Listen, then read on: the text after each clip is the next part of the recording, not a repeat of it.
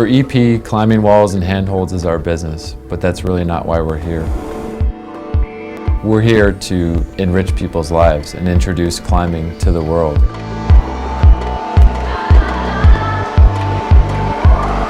We know that once somebody gets an opportunity to go indoors and climb on a climbing wall, that they're going to be hooked and they're going to be a climber for life. Hello and welcome to Toronto. It's the IFSC World Cup number 5 final, and we've got a cracker for you. We've just seen the semi-finals earlier today, and it was surprises galore. No Fischhuber, no Stur. The two defending champions are out, and we're going to have a new name on the title here from Toronto. In the women's event, well, it's 4 of the famous 5 have made it. We've got 5 different countries represented, and Japan have got 2 entries in the women's final. For the men's, well, it's 6 different countries, and all eyes are on Sean McCall from Canada. They're really going to be hoping that he's going to pull it off here today, and the crowd are already queuing outside the doors. It's going to be one fantastic event. Let's have a look at the start list right now. So here's the rundown of how the men's semi-final went in Toronto. Jan Hoyer and Sean McCall taking all 4 tops, looking absolutely supreme. Jongwon Chon of South Korea getting 3 out of 4, as did Rustam Galmanov and James Cassay of Australia. And then it was a fight between athletes who completed 2 problems. Guillaume Glaron Rondet of France was the one who took the 6th place, with compatriot Jeremy Bonder just missing out, and the reigning champion, the defending champion, Kilian Fischhuber, coming in 8th. It was all down to just number of attempts there, wasn't it? As you can see, Glaron Rondet had 3 attempts in his 2 tops, Bonder 4 and Fischhuber 5, and that's what put him out. There's page 2 for the athletes who had a tough time of things, a little bit further down the table. As for the ladies, the women, well, here's their list, and the top 6 here are the ones that qualified through for the final. Noguchi, Coxey, Nanaka, Verm, Puccio and Kruder. And you can see what a tough set that was for the girls. Noguchi showing absolute class, taking all 4 of them. And that may prove crucial later on down the line. If Noguchi and Coxey go neck and neck in the final, well, that extra problem that Noguchi topped may count for her in taking the gold a little bit later on. Similar story as well with the defending champion Austrian Anna Stur.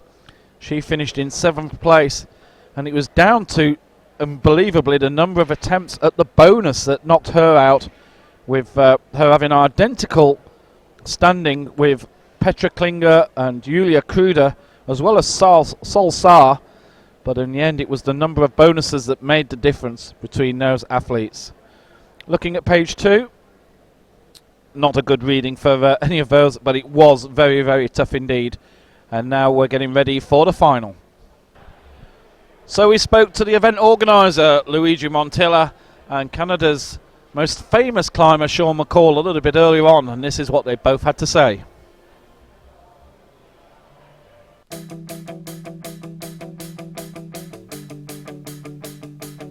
Okay, Luigi Montilla, event organiser here at the IFSC World Cup in Toronto. Tell us a little bit about yourself, and I presume you have some background in climbing. Yep, I've been, I guess, part of the local climbing community here for about 15 years now.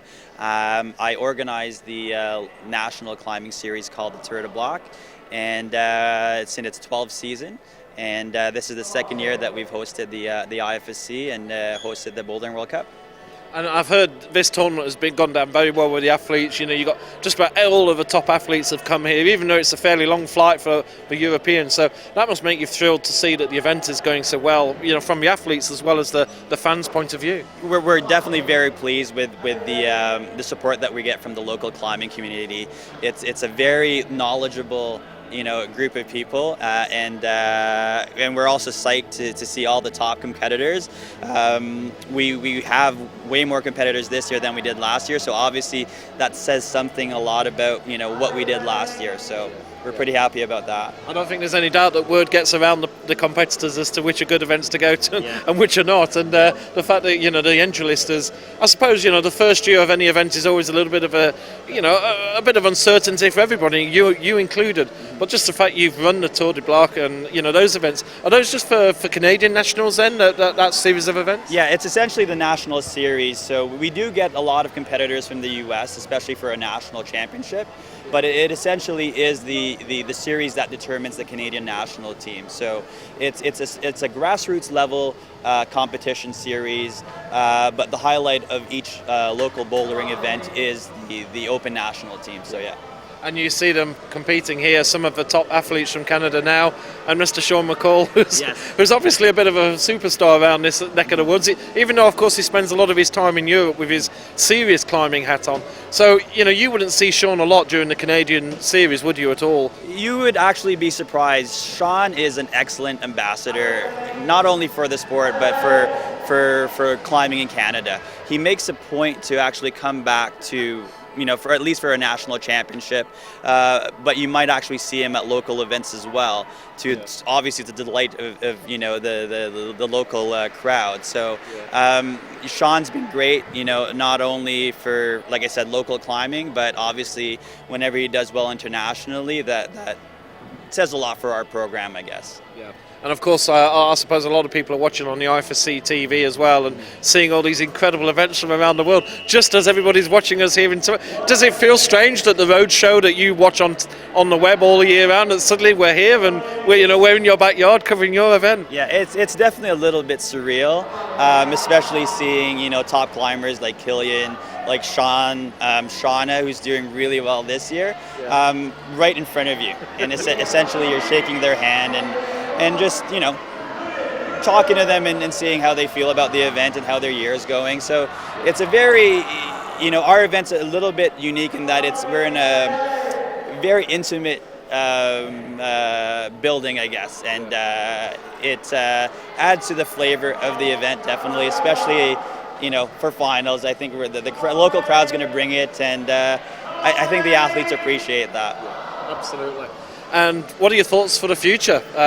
I hear that the event will not be here next year. These little rumours I hear. You tell me. Let's get it from the horse's mouth. There is a potential that the event might move. If there's a way that we could keep it here, the owners of the facility are tremendous partners. But both parties would like to see the event grow, and potentially we might take it to somewhere downtown Toronto for a bigger audience to appreciate what we're doing. Well, Luigi, it's been brilliant being here, and you're a tremendous host, so thank you very much from IFSC TV. But, what a great event, and let's look forward to the rest of the week, and let's enjoy the climbing. Yeah, thank you very much. Thanks for coming. Yeah. Thank you.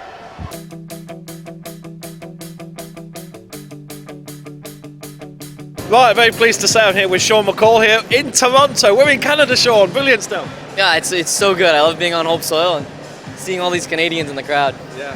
We're just going to talk about the situation with yourself at the moment, and you and Jakob are really having a bit of a battle over the last few years, and we were saying earlier, there's never really been a time in climbing where two guys have really got it together on lead and bouldering together, and how do you feel about that? I mean, to start things off, I got to say that in the last few years, they've made it a lot easier for us to do both. Back when I started doing World Cups 4 or 5 years ago, the season was so intermingled that it was like, oh, this week I'm doing a bouldering competition, then I got a lead, then I got 2 boulders, then I got a lead. It was actually really a lot harder to train for both. Yeah. Now that they've kind of put bouldering at the beginning, lead at the end, it's much easier to do. And so, I've been doing it for many years. Jakob, I convinced Jakob to start doing it a few years ago, and he loves it. He has no pressure in bouldering. He loves it just for fun. He's obviously a phenomenal climber, so he can do really well.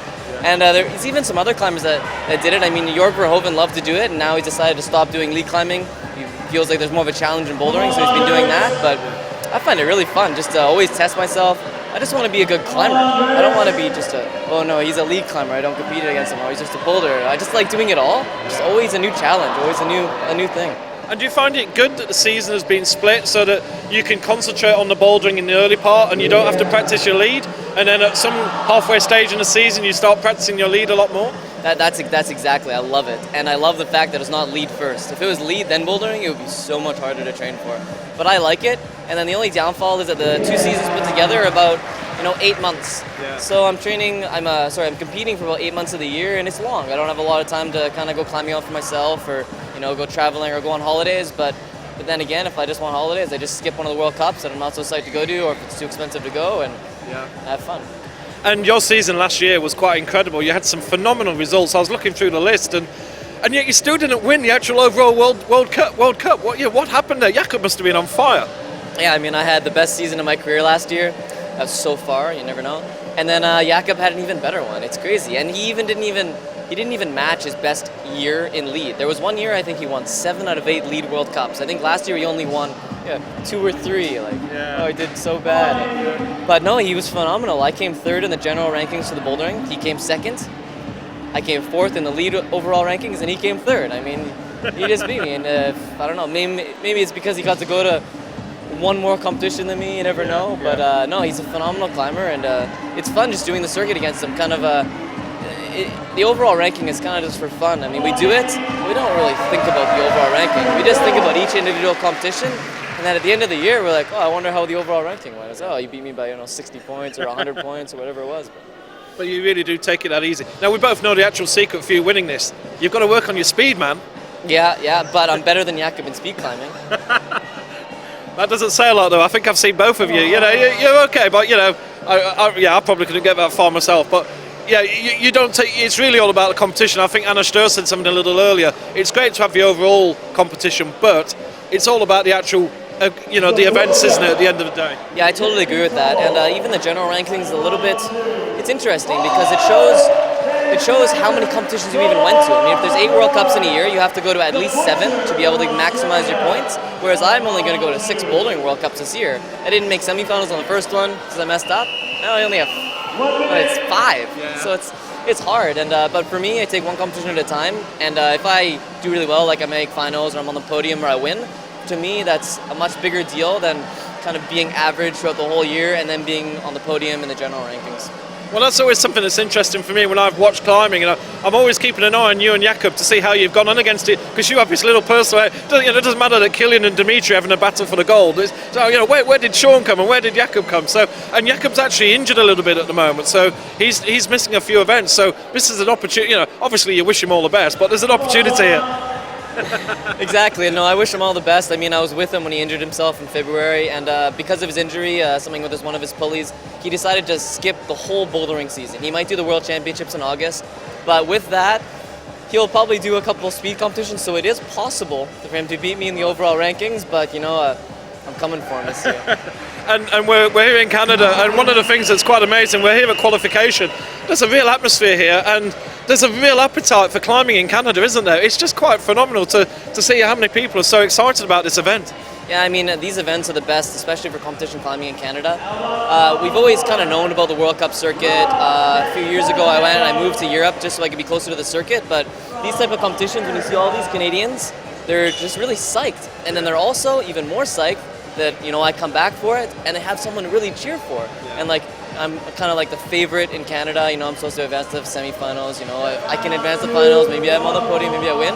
But there's also a lot of other Canadians that I'm really hoping can advance to the semifinals. I mean, we have 12 men and 12 women, and I'm really excited to watch them. Yeah. Do you feel that you're sort of this is your little group, this is your clan that you're really looking after? You're the talisman figure. You're the flag bearer for Canadian climbing. And you've got all these others that are coming through, but they're all looking up to you. Do you ever get the opportunity to sort of try and disseminate some tips or pass on information to your fellow climbers here in Canada at maybe the nationals or anything?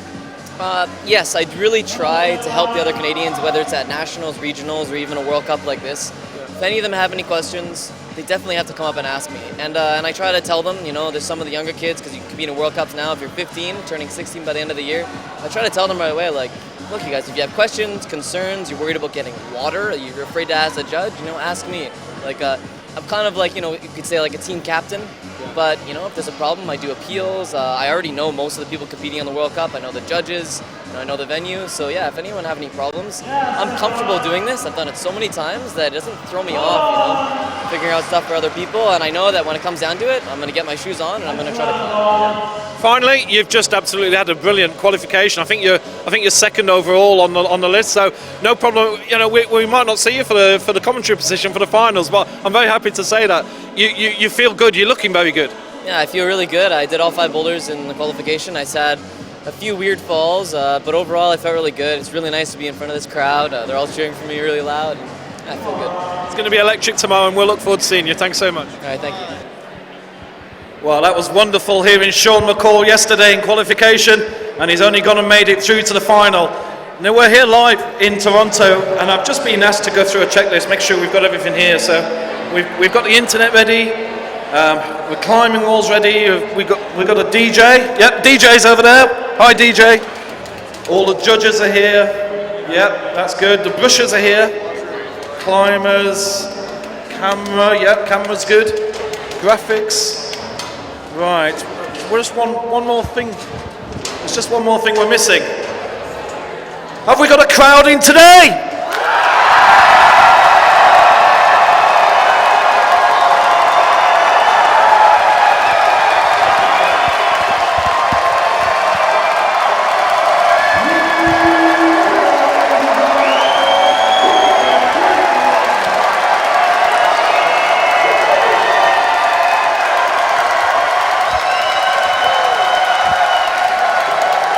Well, without further ado, let's get them on.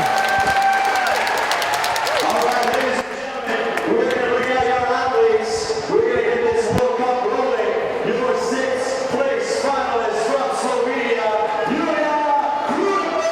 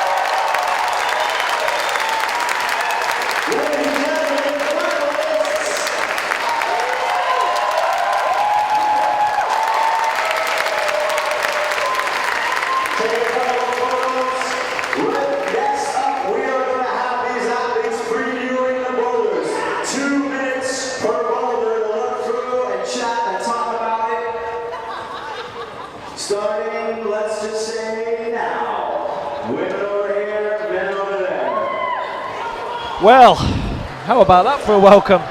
That was pretty something special, wasn't it? The crowd here are absolutely pumped. And I'm very pleased to say with me is a fellow Canadian climber, Ao Sapaju. Great to have you on board, Ao. And if you just hold the mic fairly close to you, because these mics are not too sensitive. But I've got to say, Canadian crowd, they do like to sort of exhibit their enthusiasm, don't they, for the support? Definitely. It's always nice to have Canadian athletes in the finals, but really a lot of the climbers and a lot of the spectators here are here to watch everyone and to support every climber, no matter which country they're from. Yeah, absolutely. Well, this is really quite a special occasion. You've got 2 minutes on per problem. I always sort of look on this as a little bit of a false stick, because if I admit it, you're a competitive human being. If you're looking at a problem and you see a way of solving it, you're not going to be telling your mate, are you, who's watching? You know, your competitor who's right next to you that you're competing for a gold, you're going to be telling him the wrong info, surely. Definitely, on the face of it, it seems like if you see something, you might want to keep it to yourself. But really, as you move through the round, the competitors are trying to make sure they get as many advantages as possible, look at as many options as possible, and usually the best way to do that is to pair up a team with someone else who has maybe a little different point of view than you do, and then you can decide between yourselves who has either the best combination of ideas or a solution that seems like it'll fit you the best. Yeah, absolutely. Well, the girls and the men are looking at problems one. So M1 and F1 are the two opposite ends of the block, and then they're coming gently. They keep swapping ends. There's a bit of switching around. But have you had a look at the problems today? What do you think? Have you had a I did. I ran up and took a quick peek at the problems. M1 that you see right now starts in a pretty balancy space. There aren't a lot of holds there. The men are moving across the wall through some volumes before they move into a steeper section where they can exhibit a little bit more power. The first half is a little bit about balance, and the second half is a bit more powerful. The women's is almost the opposite, actually, where the first section looks like they're going to be doing some pressing and in some tension-y positions, then moving across to some slopers where they finish on some really delicate, some pretty bad holds to the top. It does look quite tough out there, and yeah, you get in a view. There's I think there's M3 there, which our mobile cameraman is underneath, and that looks quite critical as well. I think when we spoke to the chief judge about it, he laughed about M3 and said, "Yeah, that's going to be a good one." Yeah, it looks like a bit of a show. This one actually too here that the ladies are taking a look at is kind of interesting. The volumes are set up in what looks like almost some butterflies, actually, with some crack features there towards also a really, really technical, super minimal finish. Yeah. Well, they're just having a little look at how to handle that one on F2. That looks quite an interesting one. Some of these route setters are a little bit cruel at times, and I think they I don't know how they're going to try and get jamming their hands in between those two blocks and try and get up there.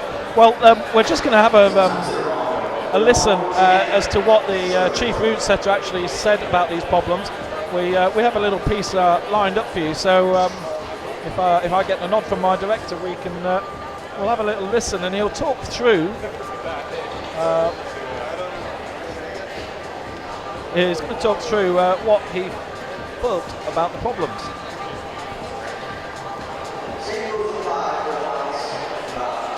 Guys, tell us about problem one, women's final. The women's final is starting on the right side of the wall. It's basically a few holds, all these orange slopers and some very small feet. Starts in a corner, and it's a little bit tricky how to press into the dihedral and move up. And then it's basically just a physical, powerful finish, how to find the right position to come around the corner. Problem two is all purple volumes. It's basically a wall filled with volumes, and yeah, it takes a bit of compression and also just knowing how to maneuver through the volumes in the right way. It's really a bit tricky. Problem three is really short, fairly basic, but it involves kind of a tricky jump, basically. You start on two okay holds, move to a red, and find one way or another to jump around the corner, and then a hard match to finish. Problem four is in the steepest section of the wall, and it's basically a mix of styles. It's gymnastic and powerful. It's a bit longer than the other problems, so it tests the climbers in terms of how long they can stay on the wall. But yeah, moves through, has a small jump, maybe a jump, maybe a static. We'll see what they do, and then just a hard finish on some small holds. Right, men's problem 1 in the final. Tell us all about it. Men's problem 1 starts in the left corner, and it takes up a lot of space, but it's basically a sequence of 3 moves. There's a number of holds, but basically you have to find your way to get the right balance to kind of do a little skate-style jump move at the start, a second jump move, and then kind of an easy finish. But it's about a bit of coordination and a bit of balance. Problem 2 is a difficult start. If you can flash the start, I think it's impressive. It's basically trying to find the right body position and stand up really fast to a Gaston, and you match this hold, use the tension to come to another hold, and basically just pop for the finish. Problem 3 is a nice, we call it repression masterpiece from Percy Bushton. It climbs out of a cave with a lot of pressing and pushing, and has quite an interesting finish, we hope. Problem 4, we end similar to the women with a bit of power. Starts on an arête with basically very physical moves, and then moves to an overhanging section, and basically a lot of power and a big finish, hopefully. So that was Chris Danielson giving us some words of wisdom. I'll tell you what, Mr. Director, that camera is going to need a little bit of attention on its lens, as there is dust all over the place.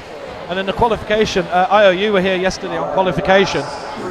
It was like a snowstorm at times out there. The dust was all over. It just was never clearing, was it? Yeah, definitely. As the climbers move through the problems, we're trying to make sure that the holds our hands are as dry as possible. So we're using a ton of chalk, and it does end up filling the gym pretty thoroughly. Now, what we have used on the climbs yesterday is and it's really interesting to have you sat here, because you're an excellent climber. But you haven't competed at the top international level. So here you are at a top international climb. Mm-hmm. What are the differences did you find with the bouldering from the qualification that really went, oh, hold on a minute, I'm not used to this? Yeah, definitely. Everything has stepped up a little bit. The round was quite powerful. The technical things are very, very specific, and all the full round is set to test you in as many ways as possible. Yeah. From balance to your ability to read the routes, read the problems, and decide how you are supposed to move through the problem, and then or how the route setters intend. Then after that is how specifically the routes are going to fit you. If I don't like potentially the way that the route setters I imagine have set it, I have to decide and figure out if it's possible within the 5 minutes that I'm allotted to find a different way that perhaps suits me a little bit better. Yeah, I understand. Well, we're obviously getting a bit of light into the camera lens down on one of our far cameras there, because it's looking. This one's a very clear picture, but the one that's at the far end is definitely a little bit dirty, and we're just going to need to do a little bit of attention on that. But we've got time in our hands to resolve that. Now they're just having a little look at M4 and F4 at the moment, and so this is the final 2 minutes, and. Yes, the semi-finals for the women. Were you here earlier on to see the semis? Yeah. It looked really great, actually. Very tough, wasn't it? And there was only Akio who got all 4 of them, and Shauna who got 3. Who actually, everybody else was just 2. The problems were very, very tough for the women, weren't they? That's right. Yeah, the semi-finals is usually where the route setters are going to test our climbers and see exactly what they're capable of today, to make sure that they get the split that they want, and are sure that the most varied group make it to the finals. Yeah. The 6 that we have here had to really battle it out through the second round, through really great set of problems, and nobody made it here by mistake, certainly. No, absolutely, and quite incredible that the 2 reigning champions, Anna Stur and Killian Fisher, who I think I'd have put $1,000 on them both qualifying. The fact that neither of them qualifying, what would have been the odds on that? For goodness sake, these 2 have just been dominant in the sport for the past sort of 5 or 6 years. Definitely, even beyond that. But really, I was talking to Udo Neumann, the coach for the German team, and he sums it up in a really simple way that's very, very true of the competitions. Anything can happen, and if it's not your day, your hands are feeling a little bit more tired or a little sweatier than normal, then the wind blows and that's it. Something else is going on. And Killian did come and have a quick interview afterwards, and he did say even I was talking to him as if he was an old man, but he said, look, even I'm making mistakes now. Even I'm making the odd mistake, and he admits he made a mistake on problem 1, which cost him a final place. And when there's only 4 problems and you make a mistake on 1 problem, that's a 25% hit that you just can't afford to risk, isn't it? Yeah, sometimes one problem can definitely cost you the competition, but at the exact same time, I've seen a competitions won on just a single problem or even an attempt. That's been the way it's been going actually this season, where 1 or 2 attempts make all the difference to the end. Well, I've just seen a thumbs up from our official. The women's competition certainly promised us to be something special here, and we've got a 16 and a 17-year-old in the competition, which, considering the quality of the women, to have 2 such youngsters, and of course Shauna Cox is pretty young herself, just 21, and Shauna has this record now. She went through so many events where she was 2nd or 3rd, and she was extremely consistent, and now she's got 2 golds in a row. So here we go. Guillaume Glorion-Mondet of France is going to be looking at problem number 1, and Julia Kruder, and we're just going to start the clock at the same time. Clock has just started. So here we go.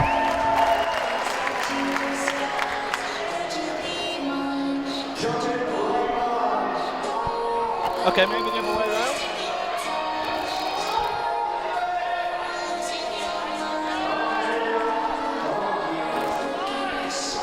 Okay, here we go. Just a little bit of sussing ourselves out. You can see that it's a real, that's quite a tough one, isn't it? So, the men's problem here for a second. I owe your view on this. He's almost got some steps here, and he's expected to try and wedge himself under there. That's exactly under right. the red volume, isn't it? Yeah, so the first move looks like he's going to stand up into a pretty balancing position and then move fairly quickly before he wedges himself in what looks like a pretty coordination-heavy stop into the zone. Yeah. And the girls, the women's problem, Julia Kruder here. There's not a lot of timber on that wall, is there? There's just this one little hold on the right hand side that seems quite big, where she's expected to put some weight on there, isn't she? That's right. The holes are pretty slopey and most of them are shallow. One of them there, the largest one that sticks out on the right, just by the sign, looks like is where she'll be able to stand for the most amount of time before she moves towards the sloper right in the center of the problem and just before the bonus. Yeah. So here we go, Kruder. I think it's fair to say these 2 would not be expecting to medal, but you never know. It's a final. It's a clean slate, isn't it? Definitely. Yeah. It's sometimes you get these situations occur, and Monday, we're just getting a good view here. It would be better if we could use the mobile camera on the left-hand one. There we go. Oh! Nice. Yeah, it looks like that position is going to be really tricky to get into. Yeah, and Monday's quite a tall athlete, and you'd expect that this problem's actually more sort of made for his sort of physique, isn't it? That this is actually suited to him. Definitely, the route setters have taken into account the different sizes and body types of our climbers, and they want to make sure that that each of them is presented with the appropriate challenge. Certainly, it might seem like the tensiony section half of this problem is really will fit a taller climber, but again, the shorter climber might have some advantage in the first position. Absolutely, where they can stand really high over the volumes. Here's Julia again. Seeing if she can find a way to match that sloper. Awesome. Excellent. And a little position of rest for just a second.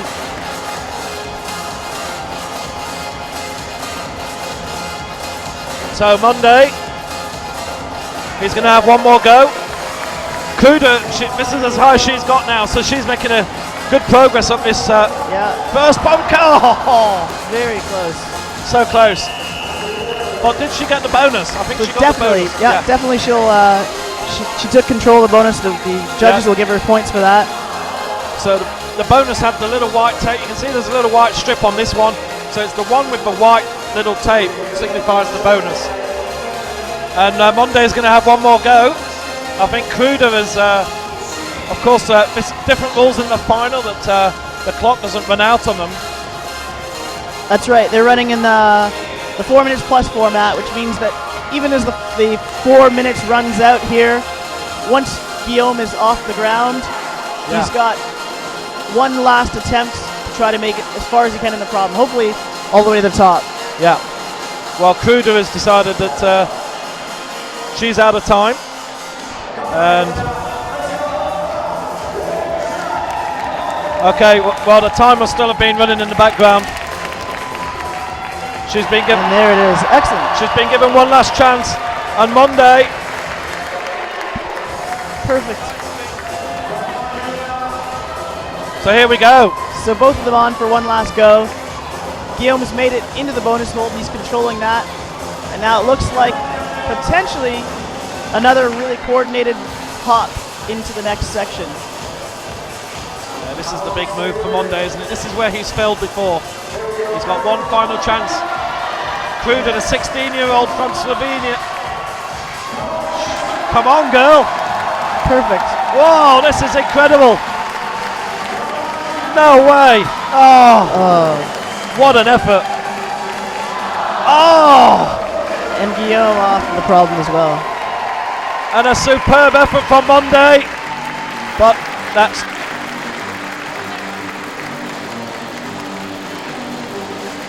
Well, that's 2 fails. And some really interesting attempts there as well. Looks like the first problems are going to be a tricky bit go for the athletes.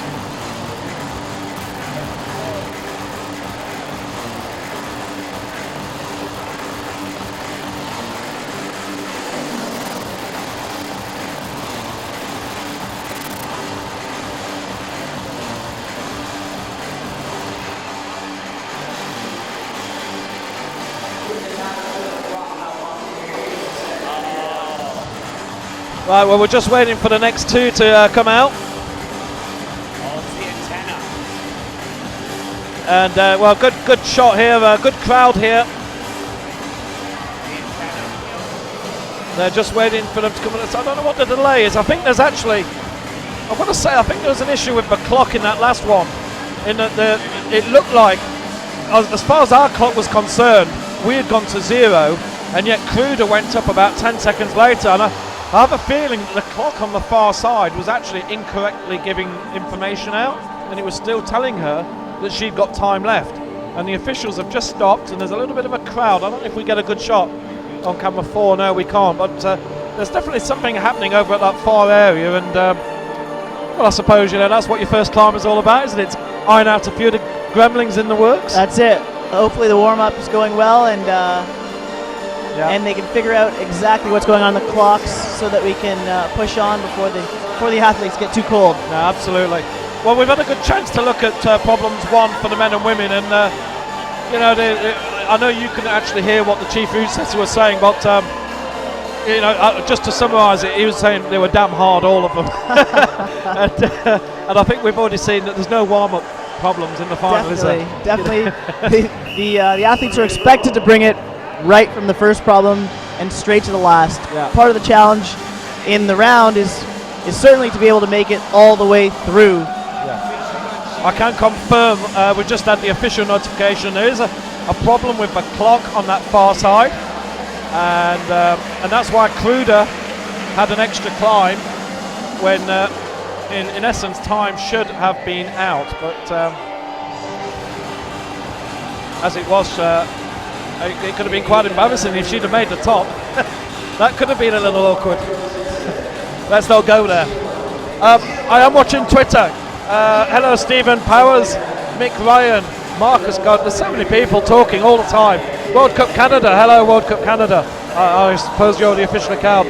JFM Carrier, Cindy, Sarah Leonard. I hope none of these are dodgy names I'm giving out. Dan Hobbs, Gripped Climbing, Mocha B. I will try and answer any questions, and Io is with me, and believe me and you, he knows a lot more about climbing than I do, so if there's anything specialist, I'll let Io answer it. If you want to know what temperatures are out there, I'll give you a good guess. But they are still trying to fix this timing issue at the moment. But please and tell us, have you made it in Australia? How was it just having 4 hours sleep? You went to bed at what, 2, 3 a.m. and you're up at 7 to see James coming up. In fact, James will be up next on M1. Of course, the style that I'm sure you're all aware of is that all 6 climbers will have their attempts at problems M1 and F1, and we'll see how we go after that particular start, and then we go from there. We go to M2, F2, etc.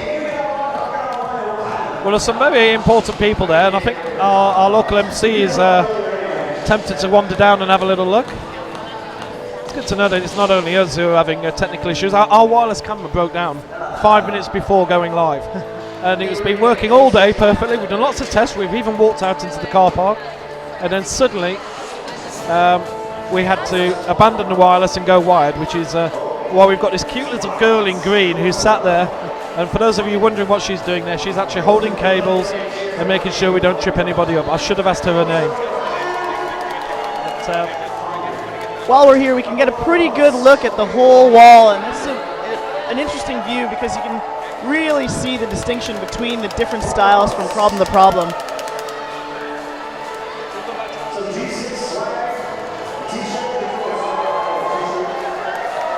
So on the left edge of your screen, there's just the top of one of the women's problems there. You can see that really angular volume problems. This one is heavily to do about reading the problem. Right beside it, looks like you can just see the edge of M3 with rounded holds, a lot of slopey movement, pressure, heavy volumes that are holds that are really asking our climbers if they can control tension, a little bit of momentum, and then figure out a position from which they can get the top. Right beside that, there's a combination actually of some blue, big slopey holds mounted on some green angular volumes, and those are really going to ask the women about power. And then another question is can they read the sequence in time? A lot of holds that are thrown up in a pretty confusing sequence that's going to force some decision making. Well, it looks as if we might be ready to go again now, so some of the technicians have been out there. One of the things about this wall is just how much it slants backwards, and looking at M4 and F4, that looks impossible. It just, I just don't know how anybody's going to be able to get up there. Anyway, next 2 up, there's James Casey of Australia. He's making it onto problem M1, and it's Alex Puccio of the United States. So here we go. So no top so far. Let's see how the next 2 can get on.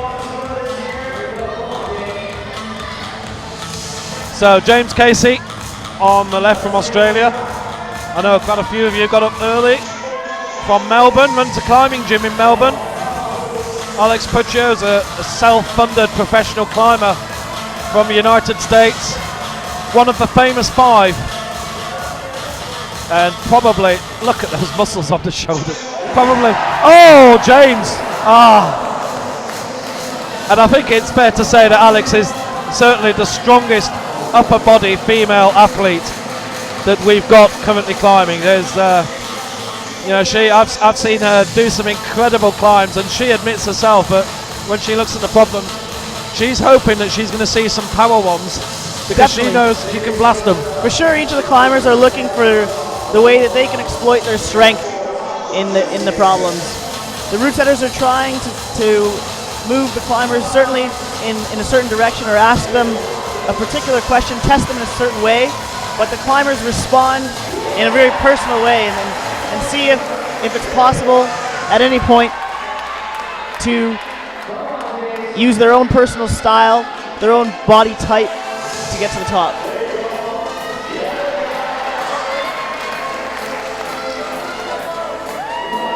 Well, both athletes here really doing well. James is down, but Puccio has made the bonus, and she's continuing on here. No holding back. Here's the big move. Here's the big stretch now. Oh, look at that power! Oh my goodness! Where's that hold? Oh! So an excellent start for Alex. Definitely she is going to be excited and relieved actually to be able to do the first problem. Well, it's good that Alex just did that for us, because that just absolutely proved the point, didn't it? That was just extreme power, nothing else. And how easy did she make that look? It looked incredibly easy, and I think as we see the next women move through the problem, we'll get a bit of a contrast to see exactly what was going on with those holds. Because I took a peek at them earlier, and they looked really, really terrible. super hard to use. James Casey now, of Australia. Oh, that was so really close to that 1-2. That is a tough dyno there, isn't it?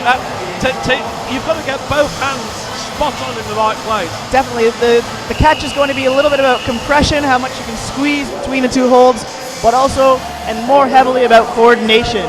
Yeah. From leaving one balancing position to catching and holding on to the second position before you can move on to the next. Yeah, and it's a blind jump, so you're sort of having to memorize where those holds are. That's right. From underneath that volume, they can probably see one of the holds, but definitely not both.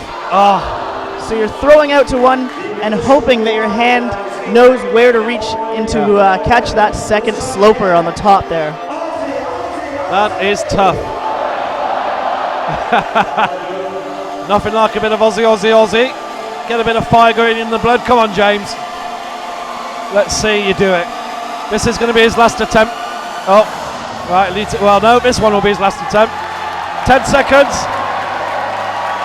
Come on. Get on there.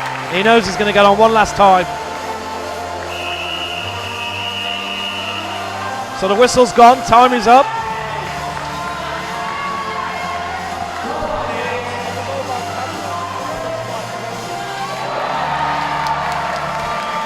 So one more time into that compression. He found a little spot to rest with his head, but I think he's going to focus on moving on rather than staying in that position for now. And here we go. Looks like he's going to maybe try to lead in with his right hand, buy himself a bit of time. Oh, super close. Excellent tries. Well, a little bit closer for James. It's going to be amazing to see somebody do that, because I think James gave that as good a go as you actually possibly could. So well, this is how amazing climbing is. That you'll see a problem like this and you go, oh, there's no way anybody's going to do it. And then the next guy comes up and just goes through it as if there's no problem at all. Exactly. We're coming in from reverse order of the qualifier, so potentially we're going to see more and more movement up of these problems as we continue. Yeah. So Rustam Gaumanov of Russia having to go at M1, and it's Juliana Böhm of Germany, one of the famous 5 of the women. She showed great form early on. She actually only topped one of the 4 problems, but she did say herself it was an incredibly tough set. So both of the climbers right into the problem. Pushing up fairly quickly and showing exactly what they appear to all see in the read. That the climbers would stand, the women would stand on these 2 start holds marked with the blue tape before they have to move into almost a restful position. There we go, with some nice, again, some tense moves around some slopers before they move back up into this next sloper just above Eula's left hand. Nice. And it looks like she's going to be able to take at least the next position. And here we go. The last 2 holds, really small slopers. Awesome. Excellent.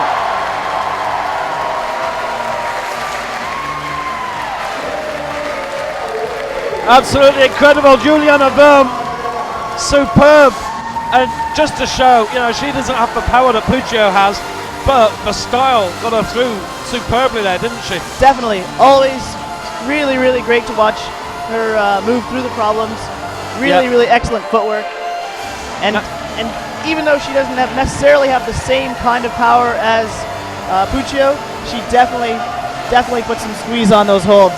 Now Gaumanov is not as tall a climber, you can see physically. He's a much shorter stature, and he's having trouble to get into this intermediate position. So both Casey and Monday of France, both are much taller athletes, and this is an interesting one. But if Galmanov can get to that next level, he might find that his shorter stature actually helps him on the next move. Well, we're going to see very shortly, but he does seem to be having more problems in this early setup. Definitely tricky, a really tricky balancing lift into that first position, but Rustam is also incredibly patient, and that's really going to help with those tricky positions where your body and everything in your brain is telling you to move, to go straight to the next position, to try to continue on in the problem. He's going to wait until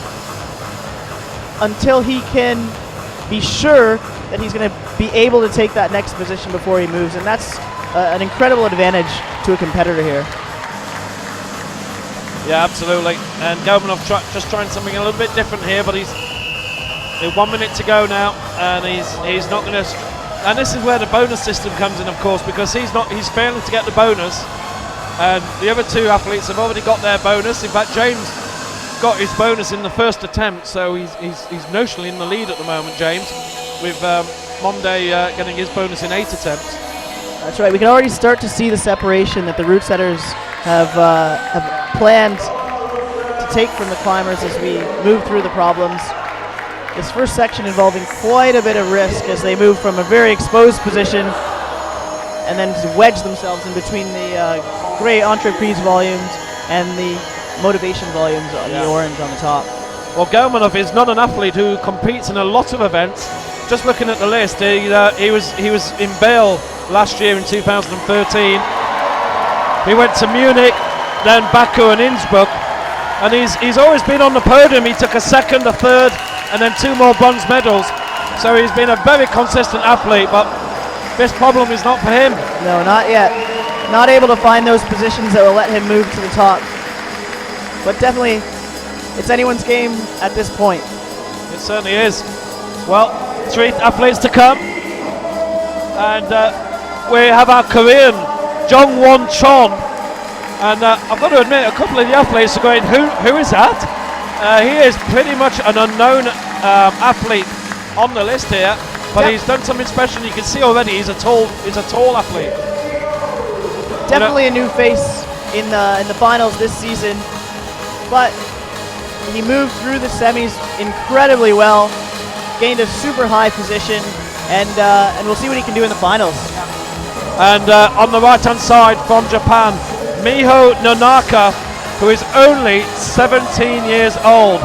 What an incredible performance from her to qualify into the final and put out Anna Sturr.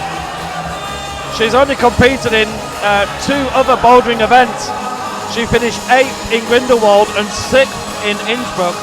So she made the final in Innsbruck, and this girl is a talent, 17 years old and making finals when the women's tour is actually full of superstars. So you got to take your hats off to it. This isn't a lucky finalist. Definitely, luck has nothing to do with it at this point.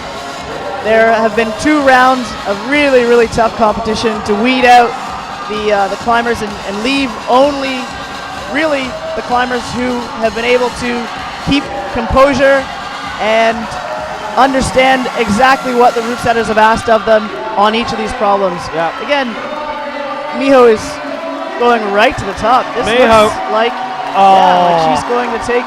Oh, go on, girl. Go there on. it is, right to the top. Amazing. Absolutely amazing. I can't believe it. She's 17 years old and she just went and flashed that problem 1. Exactly, with an incredible understanding of exactly the questions that the route setters are asking, with a pretty decisive answer there. Yeah. So the problem here that, and we're saying that Chon is also having this, just as Galmanov did, is the other 2 athletes, Monde and Kase, they sort of managed to wedge themselves into the corner, whereas what Chon is trying to do, just as Galmanov, is they're trying to sort of springboard onwards, sort of immediately, but that means they just fall off straight away. That's right. The angles of those rounded volumes make it really difficult for our climber to stop themselves once they hit the orange hole. Yeah. You've got to place your feet pretty precisely and actually also time the pressure of your hands to the orange volume to the point where you can stop any of the momentum, or at least control most of the momentum in that position before you can move on. Yeah, absolutely. So Monday and Kasse definitely, they had the right idea about this problem, and they were certainly in the right mindset, but Chon and Gaumanov are certainly a little bit all at sea here. And it's going to be one of those things like, you must have it when you're climbing, you look back on the replay and you see what other people did and you go, oh, that's what I should have done. Sometimes the round is short enough that right after or just at the end of your allotted time, you discover the secret, or the thing that, really close attempt there. So close. Yeah, 4 minutes is really the question that we're asking. Can I do it is not really too central in the issue, but can I do it in the time allotted? Can you do it when you're required to? And really the time is right now. Yeah. Now, of course, he's fighting for the bonus here. If he can get there, all he needs to do is hold into that corner and he gets the bonus. And, he's probably not even thinking about topping now. He's thinking, I'm so close to a bonus. The bonus might be the difference between a medal and no medal. Definitely, he hasn't controlled the bonus yet, but in the 4 minute plus format, even though he only has just about 10 seconds left, the end and the top are definitely not out of the question. Yeah. So here's Chon, this will be his last attempt. There goes the whistle. So the problem is he's not wedging, in fact he even missed with his right foot. That was probably his worst attempt of the lot. Very tricky, the pressure really is getting to him at the end of the round there. But good work for our climbers so far. Well done, John Chon. And here we go.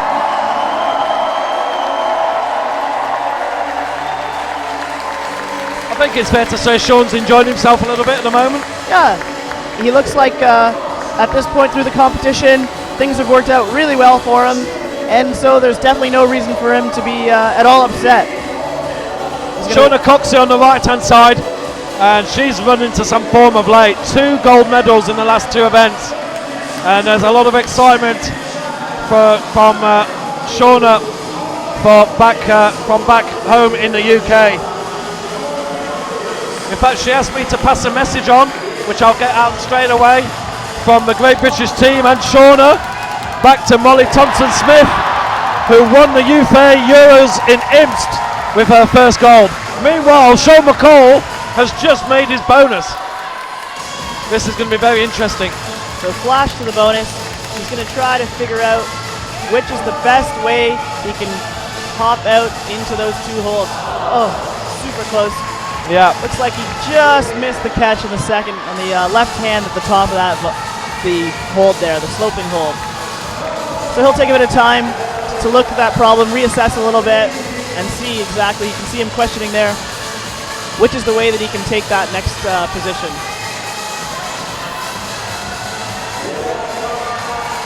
And Shauna is looking like she's just making sure that she holds all the positions. You can see holding the knee there, and then a nice heel hook before almost missing the hold. And going right hand first. That's the first time we see an athlete move right hand to the finish hold before matching. So a top for Shauna Coxey, and that was a flash. No problem whatsoever. And the British athlete looking very strong. So Sean McCall now. Well, he's already flashed the bonus, so it's just a question now of doing what so many of us have tried, is this jump into the unknown. So that's the bonus. Almost holding his breath into that position. And here we go. Oh, really interesting there as the move. He's trying to hop and catch those 2 holds before his body turns his body weight out and pulls him off those 2 holds. I'm just looking at those holds that he's expected to look at right at the top of the screen, and there doesn't seem to be enough grip. Like, I'm speaking as a non-climber here, but it almost looks just physically impossible. And when I've seen jumps like that in the past, sometimes that particular hold has had a real good grip on it for you to get your fingers into. That one, I just can't see it being possible, but I'm sure somebody must have done it in training. At this point in the finals, definitely you don't need to give the climbers huge handles to grab onto. They have been climbing for years and are strong enough to hold on to even the smallest holds. To most people, most climbers even, those holds are going to be really terribly difficult to grasp. Here the question maybe isn't the holds themselves, but truly is about the coordination of how to catch and how to squeeze those holds before your body weight takes you off of them. Well, Sean's going to have one last go, but I think this. I think it's not going to be this problem. It's going to separate the athletes. I think the climbers are all going to. It's going to be the other three problems that will make a difference. Can Sean do anything different here? This is what sometimes the top climbers do. He's thinking about another option. Is there a different way that I can try and approach this? Definitely. Oh, and the closest attempt yet. It actually looks like he has a little bit of time left. Well, and definitely looks like Sean's gonna, if he can tap that second hold, perfect. He's on for one last try. Well, that was as close as anybody. That was so close to getting the grip. So the crowd are trying to get behind Sean now to let him know. The crowd here is something else. Definitely they want him at the top. Right, he has no problem there. Now this is the one. He got as close as anybody last time out. Is he going to manage it here? This is the camera angle. Oh my goodness! Super close. Unbelievable! Very nice work for Sean.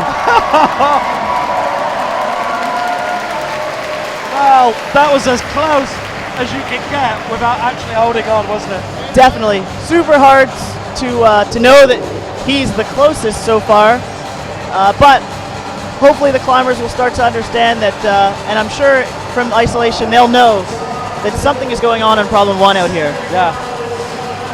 Well, yeah, I think here comes Jan Hoyer. This is the man on form, the tall German.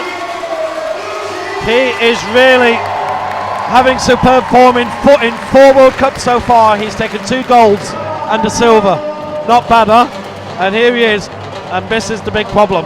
On the right-hand side is Akio Noguchi, and she's on pretty good form herself. She's the only one who topped all 4 in the semi-finals, which were very, very tough indeed.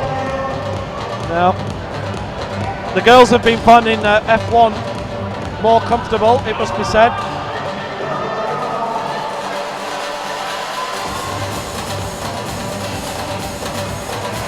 So Jan also flashing to the bonus and moving really quickly into those 2 holds.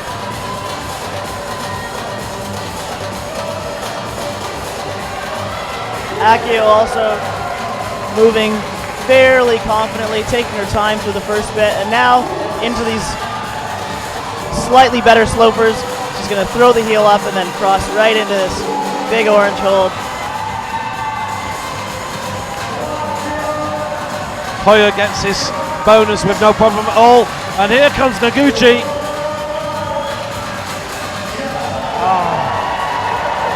Awesome, just amazing. Super technical. Akio has just crushed that first problem and moved back into isolation, where the other climbers know that she is right on top still. Here comes Jan Hoyer. Now this man is really on form. Oh my goodness! And it is looking back at the crowd. Takes the last 2 positions. Jan Hoyer of Germany. Look at this. Ladies and gentlemen, what a climb. Making a pretty loud statement there at the end of the problem. Can you believe it? That was absolutely incredible. And Jan Hoyer, we can put the... Well, while they're getting ready for M2, we'll have a quick look at the scoreboard. And this is the men's. You can see Hoyer at his 4th attempt. He is leading. Nobody else managed. McCall, Monde and Kasei they all got the bonuses, and Chan and Gomanov, well, they failed, didn't get a bonus. Actually, it's not registering as a cross on there. Something we're just trying out some new software. So as for the ladies, well, there you see 3 flashers there, Nanaka, Verm and Coxey, with Puccio in 2 attempts, and Kruder. And Noguchi's result hasn't gone up yet, but of course we saw Noguchi get to the top, so she's definitely made it. Don't worry about that. So it looks like the route setters are doing a little bit of tweaking. They've changed something at the top of the problem. It looks like something's gone on with the finish hold. Yeah. Now the thing is that they're actually tweaking problem F1, and we'll try and find out for you what's going on there. Oh, right, what they're doing is they're taking a couple down. So they can push them on later. Because, right, it's obviously because they feel that for M2, the men's feet might get over there, and they want to just clear that. They want to make sure that there's no extra holds for the problem there. No, it's quite a tight little wall here, isn't it? So, yeah, giving the men as much room as possible, and maybe even the potential to take Fiorette on the far side there, the top of the wall. So here we go with M2.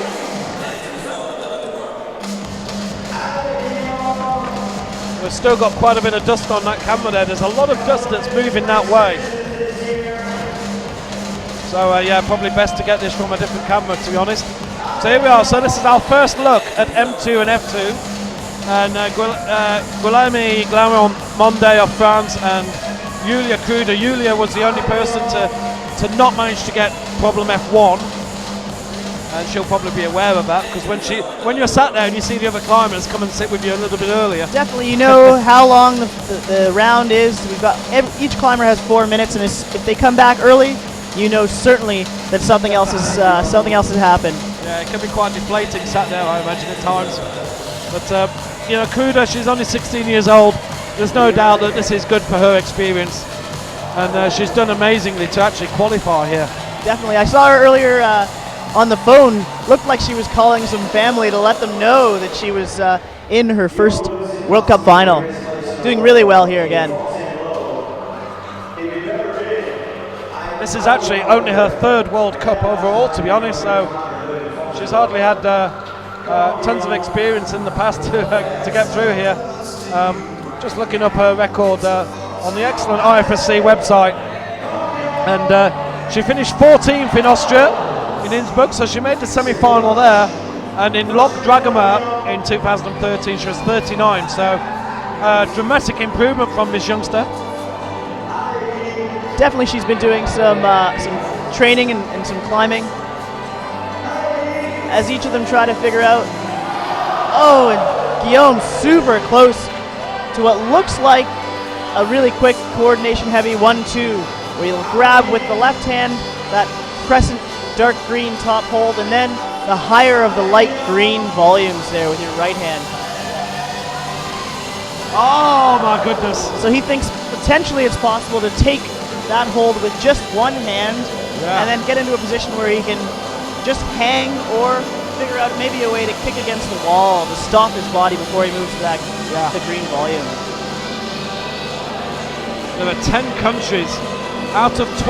Oh, there you go. Wow, with a really interesting toe hook actually to catch that lower hold. And how is he going to go to the zone hold here? Again, keeping as much tension as possible between his feet, really squeezing. You'll see he's going to try to keep as consistent contact between those holds. Fighting a barn door here and straight up to the top. Excellent work. Our first top of M2. Perfect. Superb top from Guilherme Monde of France. And now we move on. That's Guillaume Monde. Perfect. Excellent work. And Kruder's having a tough time of it here. You can see on the look on the face. She's having a hard time, but we've definitely seen the route setters in the last few years start to give our boulders some crack features, and that has introduced a new aspect of climbing that isn't traditionally exposed to the boulders, but as they are forced to work with these new features, definitely the climbers have to be ready, and they have to know that the route setters are going to give them anything that they can and will to shake them up through these rounds. Time is up. Well, there was a problem. There was a problem a few weeks ago at one of the earlier competitions, and Shauna Coxley actually stuck her head in between two holds, and she used that as a wedge to keep her up. It was just quite incredible, and I talked to Shauna about it this morning, and I said, I can't believe you did that. She went, yeah, my head was just the right size. Exactly. So Kruder is 0 out of 2. Monday is 1 out of 2. And here's James Casey of Australia, who, to be honest, I know Hoyer managed to get a top on problem 1, but Casey and McCall were both really, really close. Incredibly to topping close. problem 1, weren't they? Yeah, with the flash to bonus in that really, really tricky position, each of them definitely had almost exactly the right idea about how to take those next holds, but just couldn't do it in the time. Well, And here we James go. is taking a little bit different method to reach this first hold. Starting instead of looked like it didn't work for him. Instead of his left foot on the far hold, the upside down crescent, he started with his right foot. And Alex is just moving right through this boulder. Perfect into the press position. It's like she's climbing a ladder here. She's just making this look too easy. Definitely making sure she keeps contact and tension so that she can stay in those really flat volumes. Perfect, nice into the zone. She gets to the bonus in 1.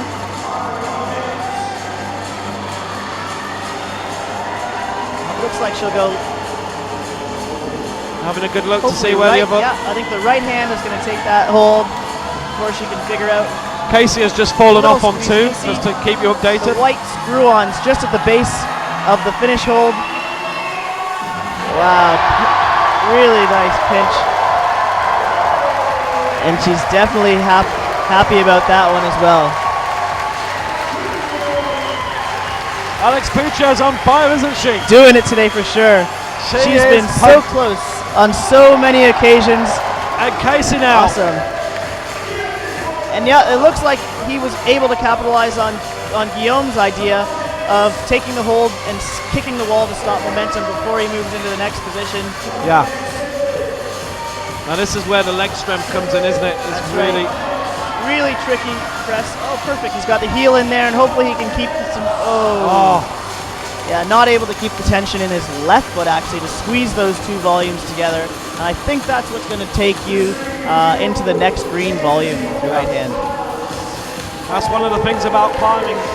Is it's not always about the top half strength, isn't it? And to have that ability to hold yourself up by pinching the legs together and holding yourself into that position, just as Monday did.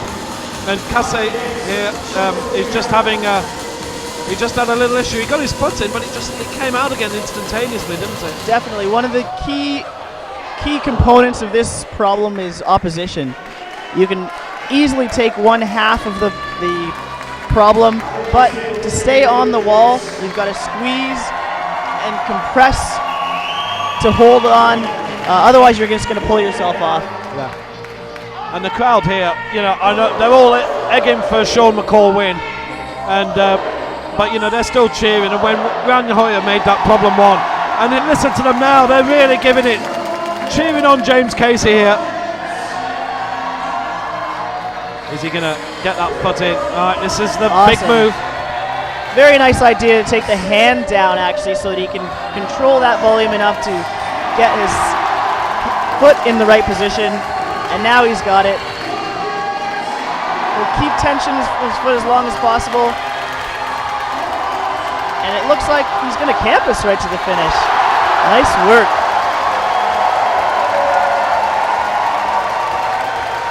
James Casey, take a bow.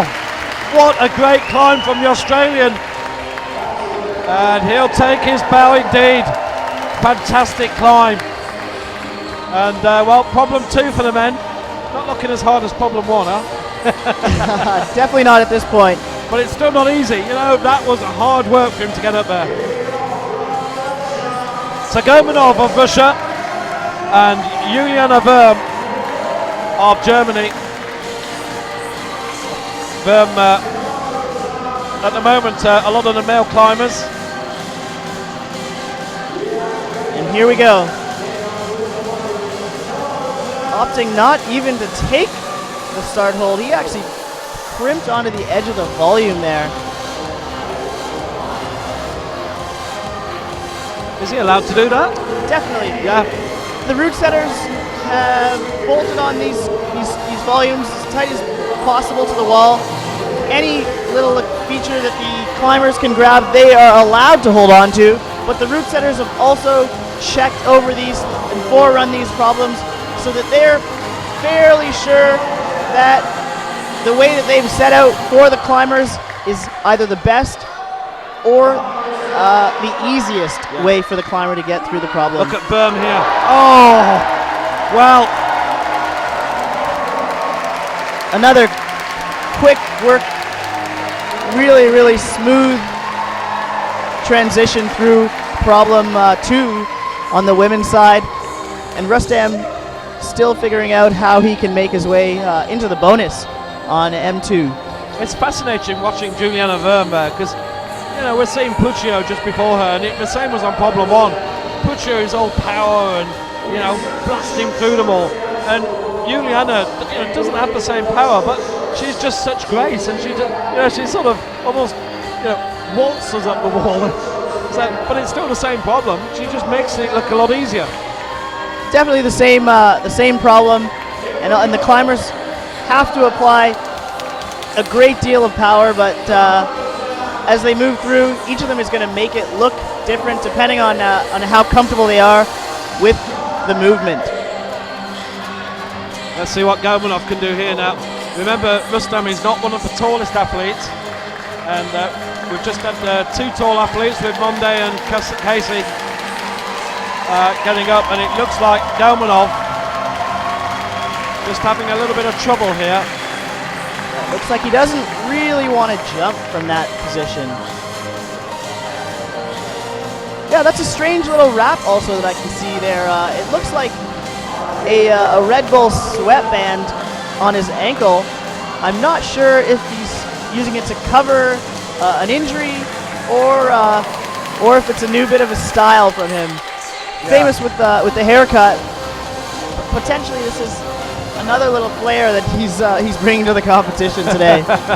This is the next bit of fashion coming out of Russia. We've got to watch out. We'll go. As I said earlier, Gomanov was actually. Oh, he did the jump well. And there he is again, figuring out how he can keep enough. Oh, brilliant reach. Very cool momentum move into that hold. Oh, and just can't keep the opposition before he rolls out of that bonus hold again. Just that little extra inch of height would have what another climber actually would have found easier. But of course, it's not always about being tall in climbing, because there are problems where actually being a shorter stature actually helps. Definitely the kind of tension he can keep on those on the hold, the jump actually here. He's a bit shorter, so usually if he can get in the right position, he won't have to hold as much swing as his body moves away from the wall. Yeah, if he's a shorter climber. Still though, he's moving pretty quickly, so it's pretty hard to control his body, and that looks like that's it for Rustam on the next M2, on men's problem number 2. Yep, we're getting ready for our next climber. We're halfway through the athletes here on problem 2, and coming up next it's Jungwon Chon of Korea and Miho Nanaka of Japan, the 17-year-old. She's going to be a star of the future, this girl. She seems to just have something a little bit about her, doesn't she? that bit of class that you just can't put your finger on. But Definitely, she looks super comfortable in the competition.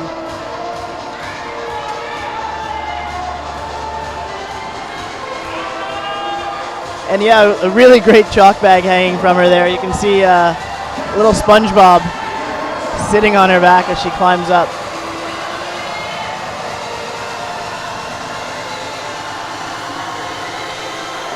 Great patience before she slaps out to that volume. And now we'll see if she can figure out a place for her left foot. Right in the crack there, excellent. And then slowly we'll move to this next position, and then looks like Jung-won has, got through the first section, but again, can't keep the tension to control the bonus hold there. the no cut, just taking a time there, having a little breather. Chon is just not doing anything at the moment.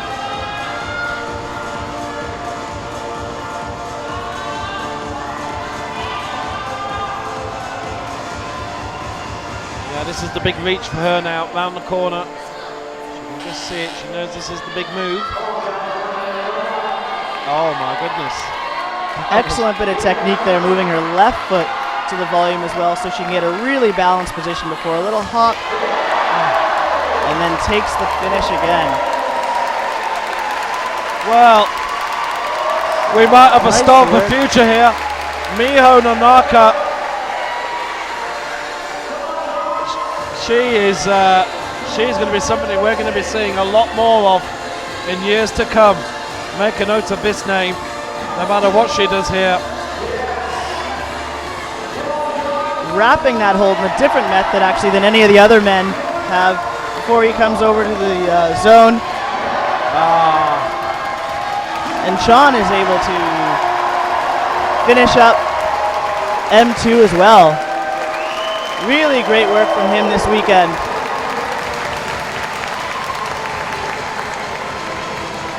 So Jungwon Chon of Korea, and problem 2 for the men and the women.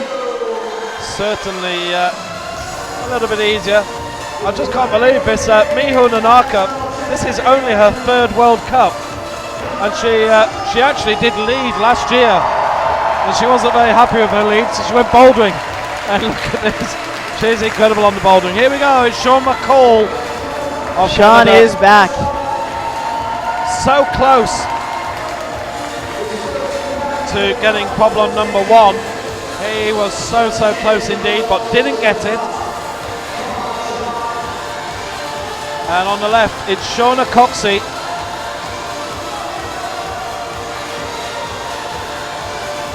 So far, these problem 2s, the climbers of both sexes have actually, it's fair to say, been finding these comfortable. You know, they're not easy, but it's not getting the separation that the route setters would have wanted.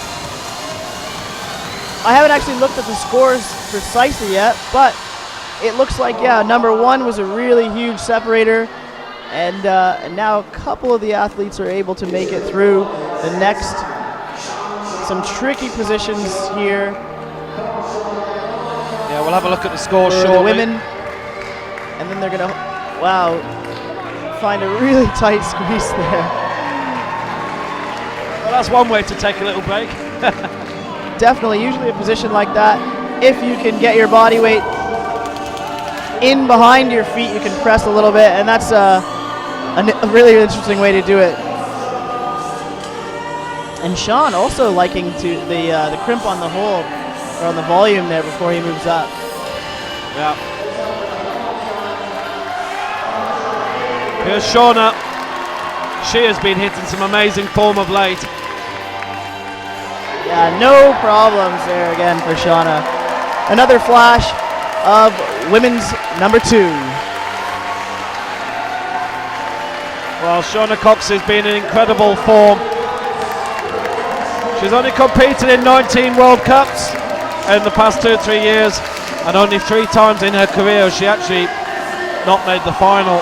And some incredible form of late. Here comes Sean McCall. Nice, interesting work. As his hand slipped off, it looked like he figured out that he could actually go without his his right hand on the start hold and use it to go straight to that green wedge. Yeah. Here we go. Oh, Amazing. Almost keeps the snag there with looks like 3 fingers. He's going to rest a little bit, let the brushers do their thing for a minute, and see if he can get a little bit back before he can make another attempt at the problem.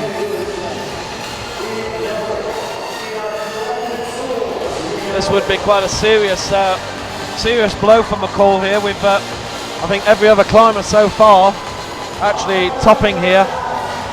So this is a big one for McCall to try and make this one.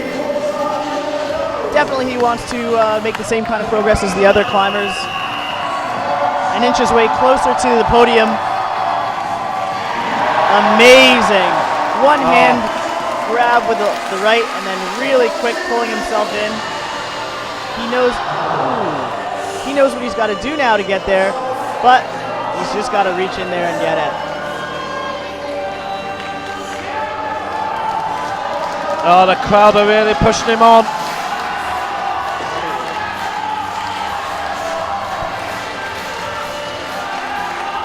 One of the shorter athletes, he is definitely used to figuring out alternate ways that he can get through sequences. Awesome. Reaching down again to place his heel the same way that James did, and now he's going to try and see if he can squeeze in through those positions and work his way up this wedge to the volume. Does not want to let go of that tension there. Oh, and that's it for Sean there. He is definitely worried about that. He's got to keep it together. And that's going to be one of the real differences between the athletes in the top and towards the bottom of the ranking, is that when things go outside of the way you planned it, they can really bring it back.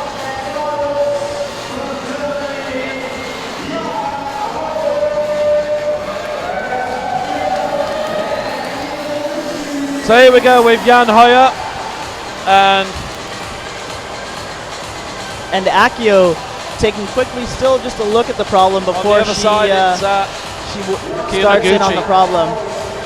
So Jan really quickly stepped in and tried. He knows he's got to brush those holds a little bit, clean it up before he can make another attempt.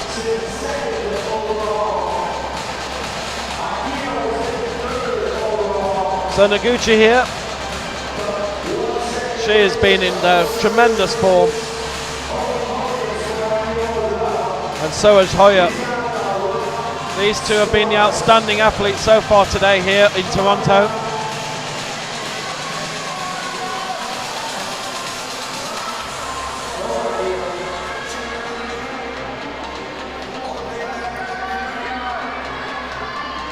So Akio taking a little bit more time than the others to make sure that those positions are exactly right as she is working her way up. But it looks like, nice, she's going to take her right foot up first and use her incredible flexibility that she is pretty well known for on the circuit into the next positions. Jan has figured out the first couple moves.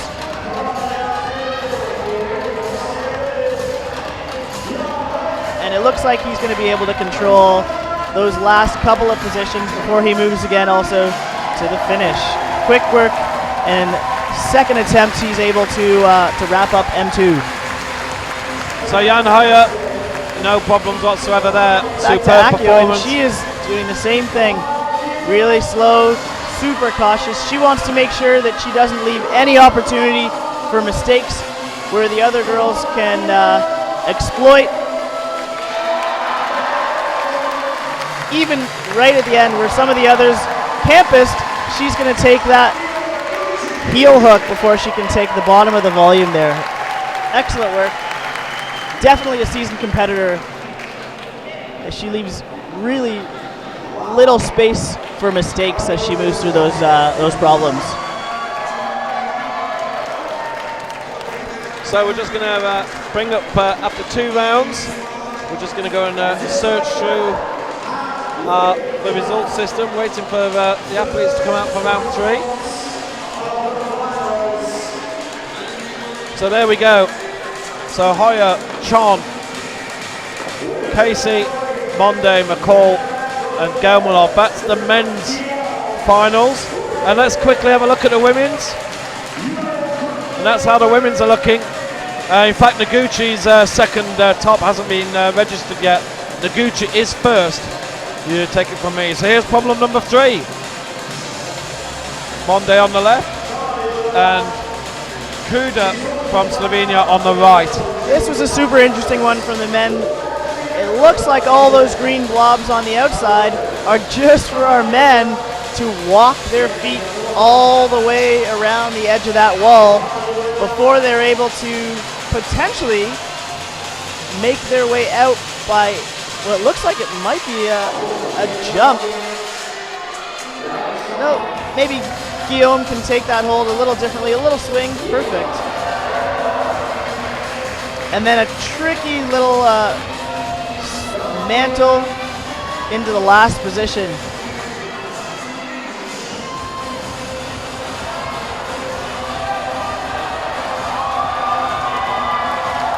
Really nice and super weird squeeze. He's actually taking the hold with his left and seeing if his right foot can press against the wall so that he can free his hands to reach back into the finish hold.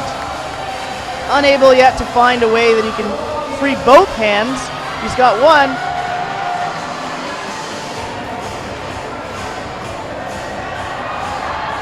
But one hand is not going to be enough. To top this problem and to be given credit, full credit, he has to match that hold or take the finish hold with both hands at the same time. One hand there and he's going to have to press and squeeze with the legs. And there it is. A nice little pose for the crowd as he squeezes out and sits on the hold. Nice work with a flash.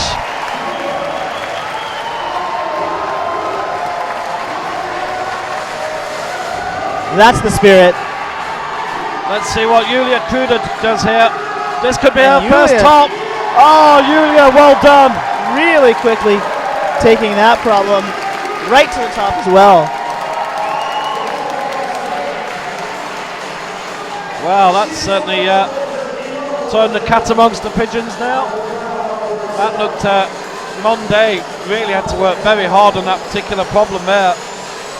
And do you think that the other climbers are going to be doing a similar maneuver, or? I think that the other climbers in their read probably have figured something similar.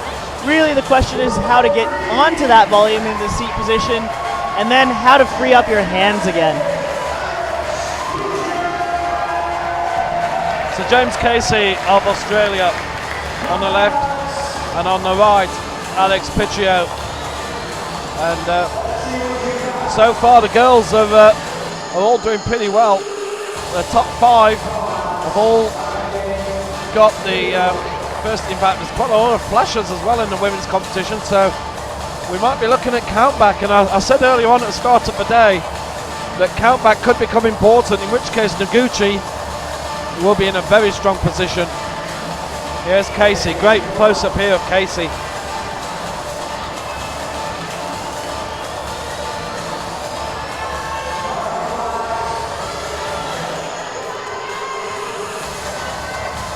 So James is figuring out how he wants to work his way out of that weird little press section, and Alex is thinking maybe she should, looking like she wants to jump into that position.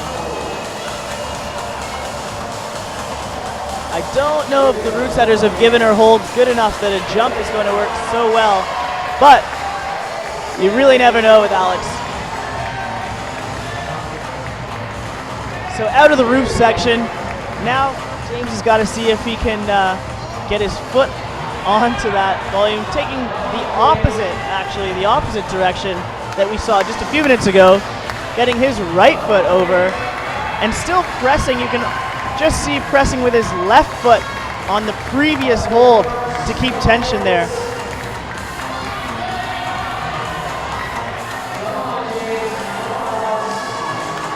So again, he's got one hand free, but still trying to find a way to get his second hand into that position.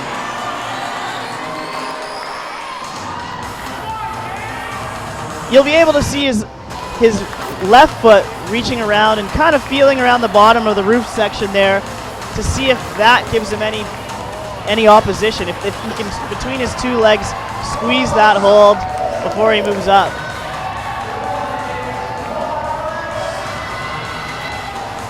He's really fighting this one hard. And Alex again, nice, very nice, trying to do a bump move, a little hop with her left hand straight up into those two small holds on the volume there. So a super frustrating position that in itself is not too tiring, but the changes from that position are really, really tricky. The kind of position where you can lock yourself in on a really good hold and rest for a long time. Awesome for Alex, almost getting into that position. It looks like she's decided and found a way that she wants to try to get to the top of that problem. Well, less than a minute to go. I've definitely not seen that before. Grabbing his own foot to see if he can use any of that leverage to get his body over top of that hold. Well, James' muscles must be killing him. He's been on this problem for almost 3.5 minutes now. This is still, I think, his first attempt. This is his first attempt, yeah. Incredible, he's used almost his whole 4 minutes. Incredible strength here.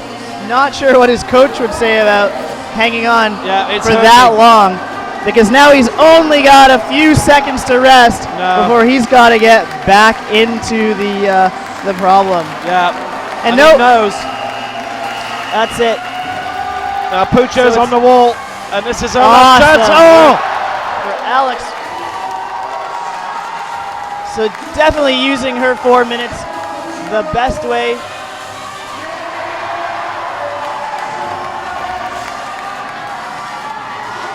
And topping problem number, wow, amazing work.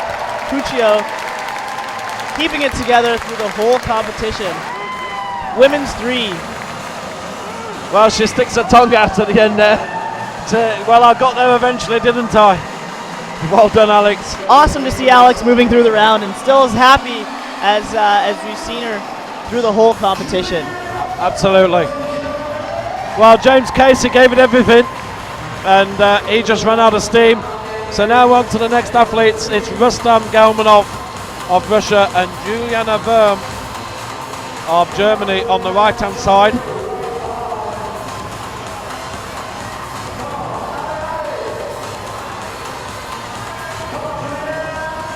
Well, this is, and yeah, you know, Wurm having a similar problem. Puccio, you know, it took Puccio 4 minutes to get that hold, and then once she got there, she went straight up. That's right. Definitely the ergonomics of this problem, having your left hand around the arete and your right hand really low, tells your body that you want to take the next two holds, the little small piggybacks on the volume with your right hand, but the sequence of the problem says otherwise. Definitely with the more risky switch, the more risky bump up with your left hand.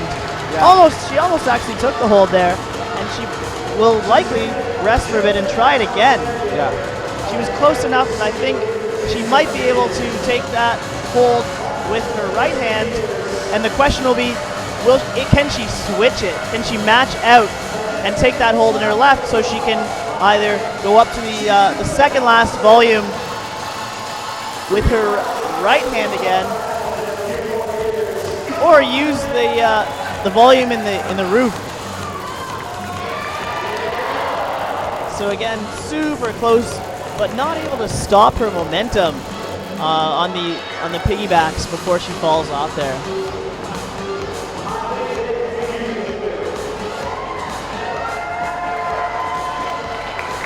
So Rustam is taking his time to look before he gets into these super weird positions, and he is definitely no stranger to spending a lot of time in really, really awkward problems. We saw him at the last comp spending an incredible amount of time on one of the problems before he was able to top it.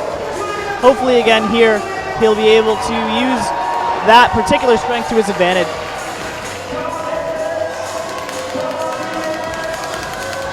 So Boehm trying a slightly different approach here. Oh, and this, really tricky to get that right hand up. She's so close though, she might not even think about switching up her beta. Gomanov decided to have a little rest here.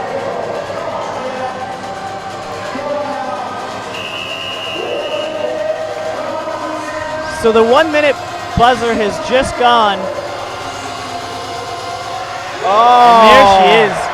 Really what it took was to cut her left hand as well and use that to stop the momentum. Splitting her hand against this last volume and going.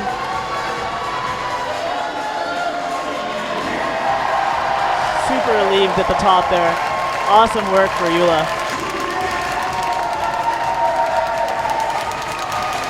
So Juliana Boehm,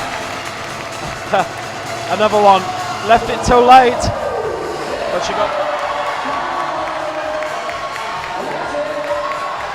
So Rustam has figured out a way to get onto the ball, and now for the super strange work of getting up there. So here we go, Hopefully being able Galmanov. to What can he do on mantle his this way out. particular point? Oh, he's trying the face-on approach. Interesting.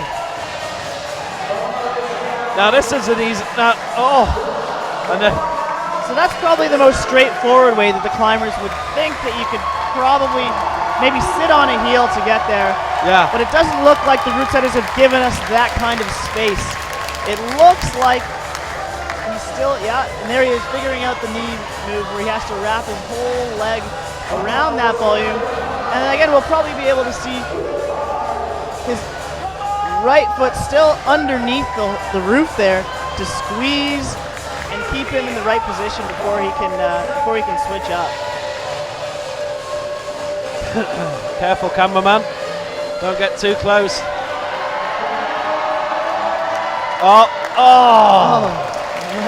So close. Great try from Excellent Galmanov, work. but he kicks his bug away in disgust. And little- actually, we've only got Monde who's cleared this problem so far. So maybe this problem is going to be one of those ones that help us decide the Yet medals. another separator, yeah.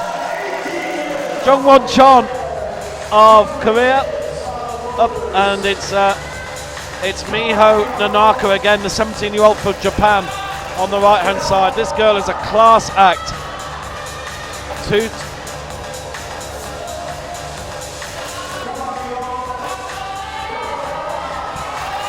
So Miho's right up into the problem and really quickly goes for the 1-2 method, the same one that actually ended up working for Eula. It looks like she'll probably try it again.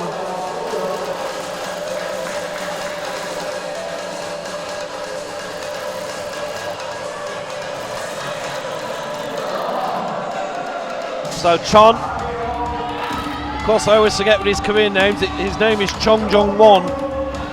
They always change their names around. Miho Nanaka here. Now how Really easy, quickly into that. excuse me, you're only 17 years old.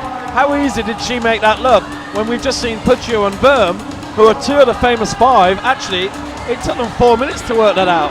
Definitely she has the kind of experience on these types of problems and the kind of tension that is going to allow her, looks like, wow. Oh my Make goodness. Really super short work of that problem. Push herself back up a little farther in the standings. Well, amazing work from Nonaka Miho. This girl is incredible. I am dumbstruck. We have found a new superstar here. This girl looks as if she could get on the medal podium. She's just flashed that one. And well, I'll tell you what, there's everybody's looking around and talking about Shona Coxey, but this girl herself, only 17 years old, and we're going to be seeing a lot more of her. She decides to tour. This is only her third World Cup. I'm sure we're going to see her in Vail. I think all the athletes here are competing in Vail who've had to travel. And let's see what Chon Jong-won can do here from Korea. Great angle in the roof here. You can really see that even though those holds are really big, the root setters have used them to make a super tense position. A tiny bit of rest here, and then a really, really tricky move back out. Seeing if he can, wow, almost through the splits before he gets back out. And a restful position back to right against a really strenuous one. Almost tries to hop out, but didn't work there. Tiny bit of time to reflect and rest before he can get on, and that's the 1 minute buzzer. Well, John is having a good look at this, but at the moment he doesn't have the bonus. Of course, I think the judges here, they know what they're doing, the root setters, and they've realised that, okay, you can get onto that, but getting yourself turned around it to touch the top is another matter whatsoever. Definitely, they placed the bonus really intentionally after the first difficult section of the problem, and to get to the bonus does not mean, certainly, that you are going to get to the top of this problem. And look at this, the crowd here, he's waiting for the time to run down. He knows he's got one last attempt. And, well, this is fantastic to see. Total respect to this crowd here today. They've really come for a good time. They're big climbing fans. And it's not a cheap ticket either, $75 a head. It's there's people on the chat room who live down the road from here, and they're watching it online instead. But definitely, watching it in the chat, as exciting as it is, you'll definitely not get to see the same kinds of things as you will here in person.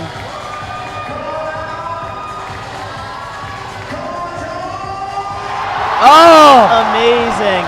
And he did a little hop out, was able to catch the hold, and he's going to try the same heel method. Oh, so he's got one hand on. Wow. Back in the game. Unbelievable. And the crowd are super psyched to see that. Excellent work for John Wong. If you wanted 1 minute piece of action, you've got a South Korean in a Canadian audience. They're getting him going. He's got him topped, and they've given him a standing ovation going off. How amazing is climbing? Exactly. So here we go, Sean McCall, who's not having such a good time in this final. Things just haven't gone his way. And on the right, Shona Coxey for Great Britain. So Sean is on right away, and then Sean finding his way in.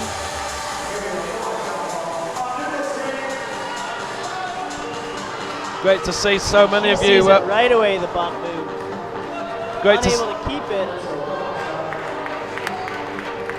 but not dissuaded by the really risky bump move with her left hand.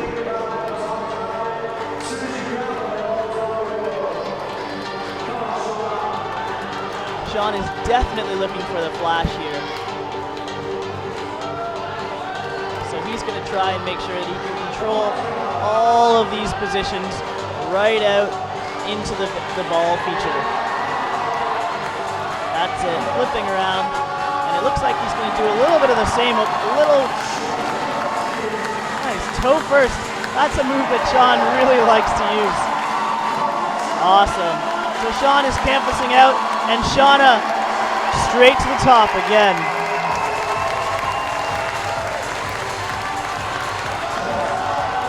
So wrestling his way to the top of this volume, Sean is going to see if he can create some space behind his leg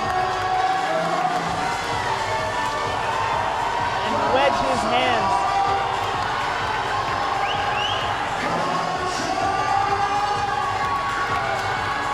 does not want to let go here. Decided he doesn't like that method. He doesn't like his right leg over. He's going to lift his left leg and see if it's any easier. Now this is the way. This is the way that Monday did it. Perfect. So hopefully he can do the same. And you can see he's having a little bit of difficulty getting his second foot onto the volume or into a position that's restful enough and controlled enough. Oh, it looks like, yeah, Sean's back in the competition. Ecstatic with a flash of M3, Sean is back in. Sean McCall. And the crowd are as psyched as he is.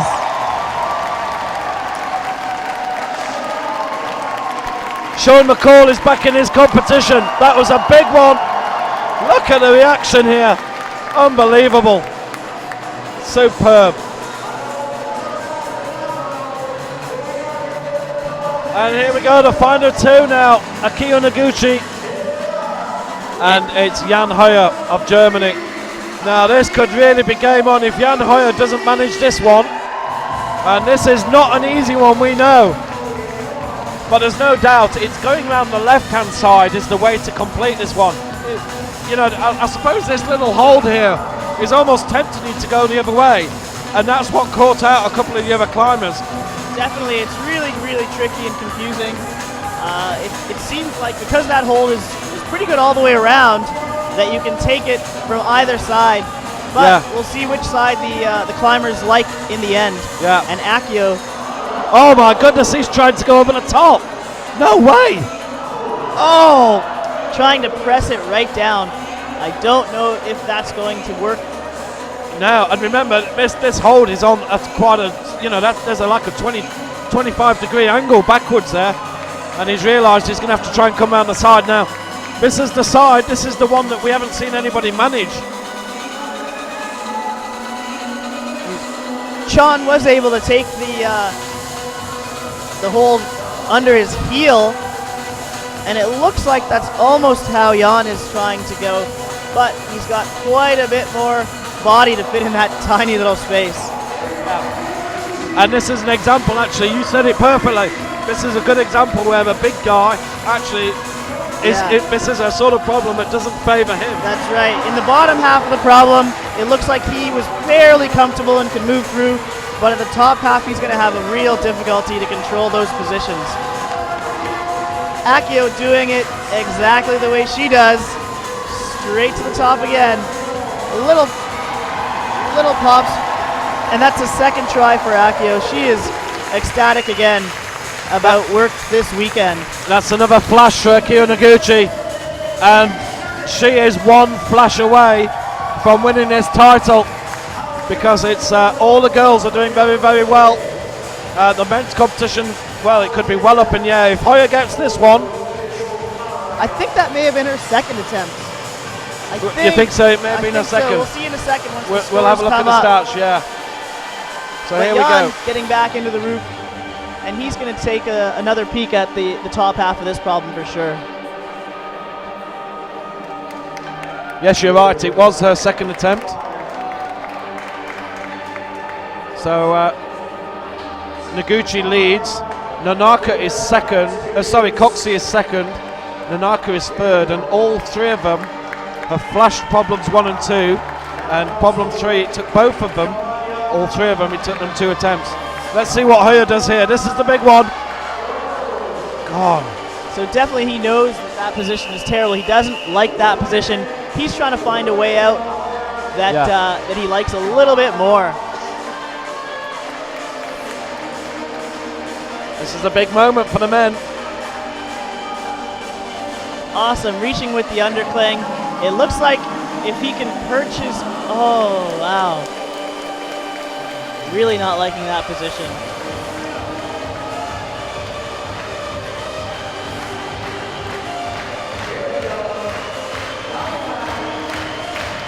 So the crowd coming in to support him here as he figures out another way into the problem here. Yes, he's just letting the clock wind down.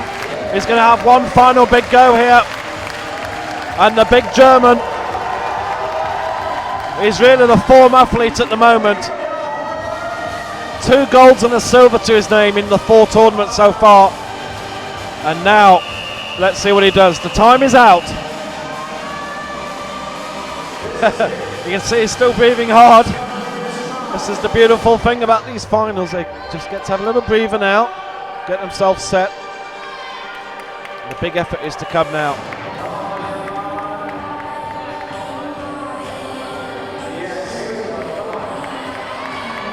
Here he is, out of the roof. The rest is over. Now he's got to do the work.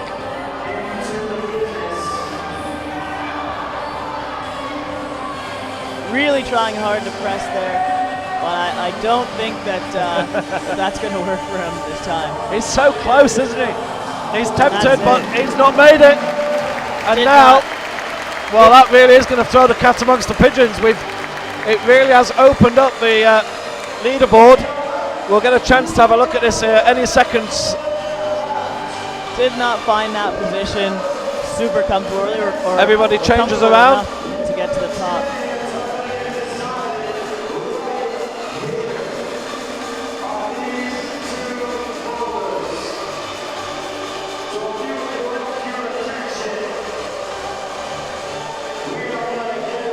So here we go. Hoyer, Monday and Chon all with 2 tops. McCall with 1, Casey with 1, Gomanov with 0. Quickly look at the women's. Noguchi top, Coxey and Nanoka, look at those. It's going on countback with Berm just slightly behind them. Puccio, who's topped every problem so far, she's only in 5th place. Okay. Final climb, M4 and F4. And it's Monday and Kruder who, well, this 16-year-old, it's only her 3rd World Cup, and she's certainly going to have learnt a lot. Super tense position, pulling right out of the ground.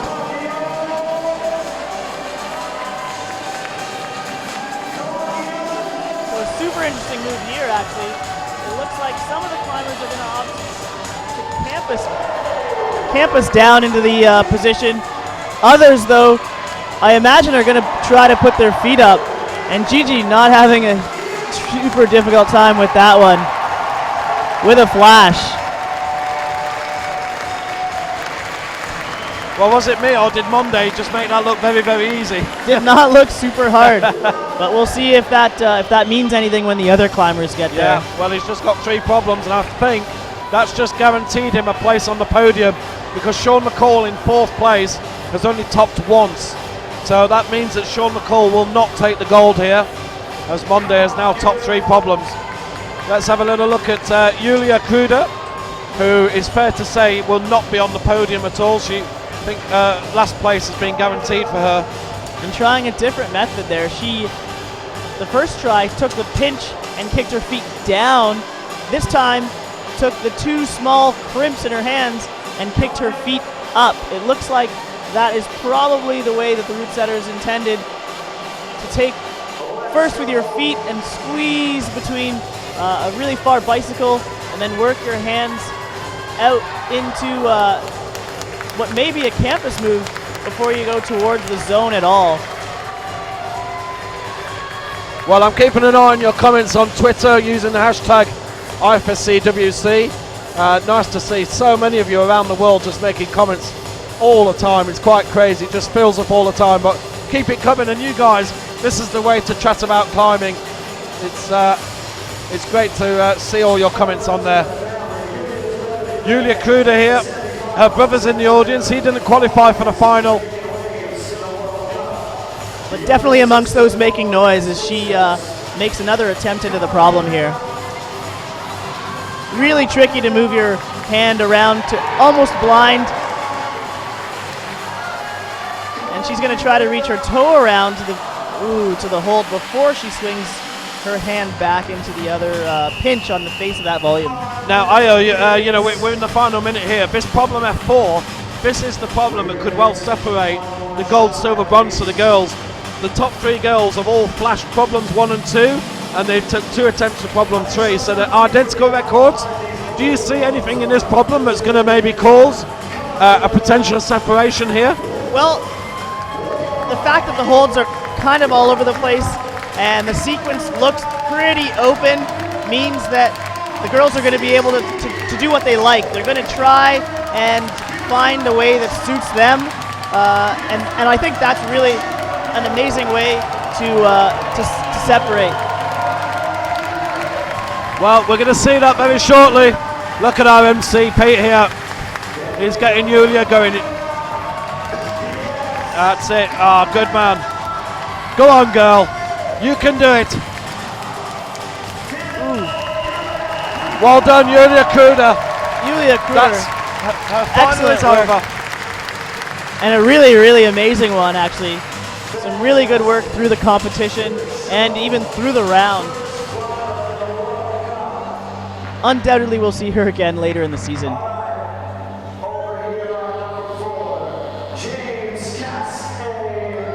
So, James Cassay and Alex Puccio.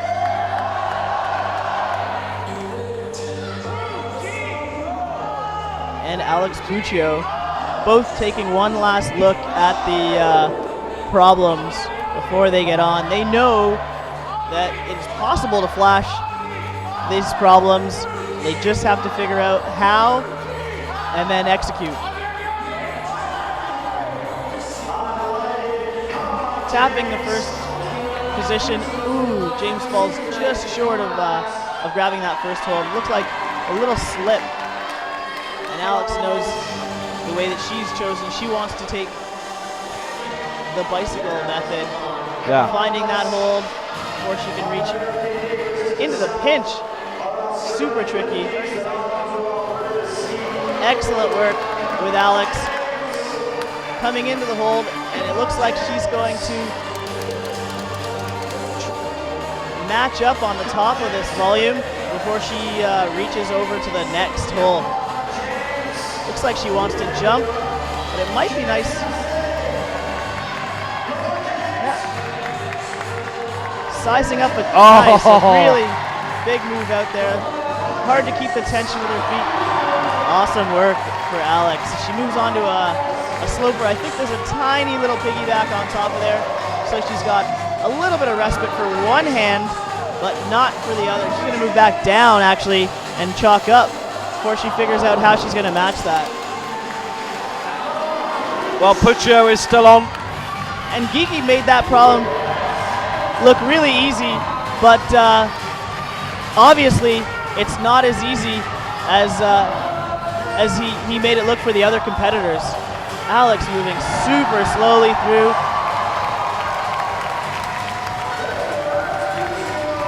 Well, Puccio's in this amazing situation. She could top here and the other girls fail and Puccio could get the gold, or she could not even get on the podium. Definitely right now thinking about figuring out the position from which she can match and end her day in really what is, I think, her best final of the season. Amazing. She has to be excited about that. Super psyched. 4 tops for Alex Puccio.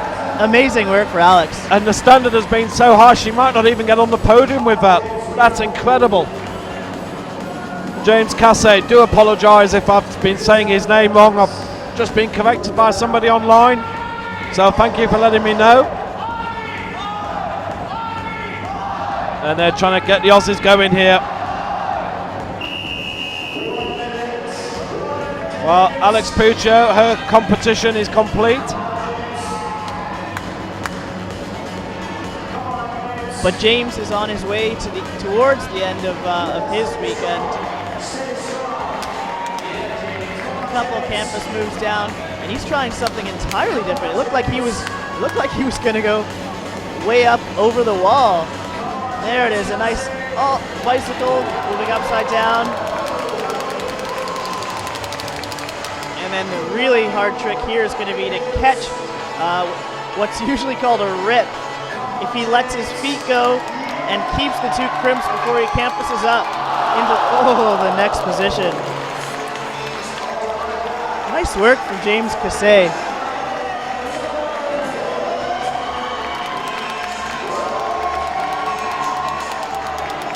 Time is running out for Cassay.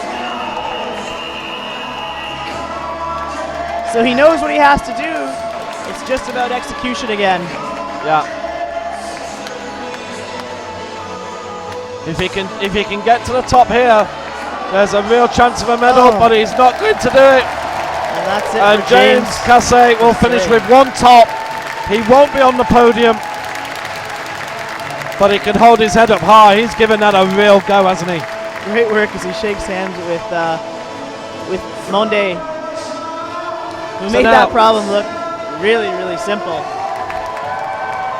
And that could have given Monde the gold. So at the moment, Galmanov is up.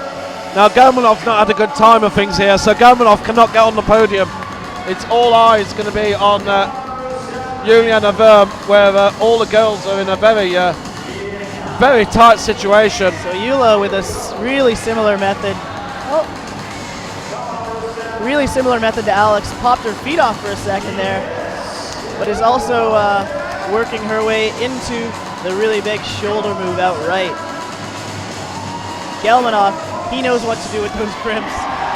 No question at all. Before he takes a little pinch and then tops. Excellent work. With a little bow. Love that humility from Galmanov.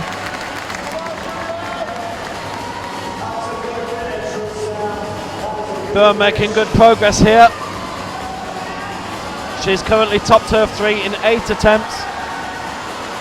And that's probably not going to be good enough to get her even onto the podium, to be honest. Tricky moves in there. So Alex was able to take the intermediate, the hold before that big round sloper and actually cross into it. But Eula took a little bit of a different method. She decided it might be a good idea to double, to bump her hand out on top of the sloper. But really precise little dimples on that sloper. She missed just a little bit and wasn't able to stay up there. So she's going to rest for a little bit, shake it off for probably around a minute before she gets on and tries again. Yeah, she's taking her time, and you notice this with the top pros that they're, sometimes when you get somebody inexperienced, like Julia Kruder, she'd probably have far too many attempts, and you see this with Anna Stur a lot, that she's very happy to sit there for a minute and just shake all the lactic acid out the arm, just get herself refreshed and get ready. And she's loving the atmosphere here, isn't she? That's right. One of the calculations that the climbers have to make is about energy and a conservation of attempts. They want to not only get as far as they can in these problems, but also get as far as they can in as few tries as possible. And part of that means resting enough that you know that when you get on again, something special is going to happen. So here we go. This is it. I think she also realises that she has to top in the lowest number of attempts possible. Really nice switch of the feet there before she comes into the pinch as an undercling. 1 minute to go. She's going to take the heel out and jump.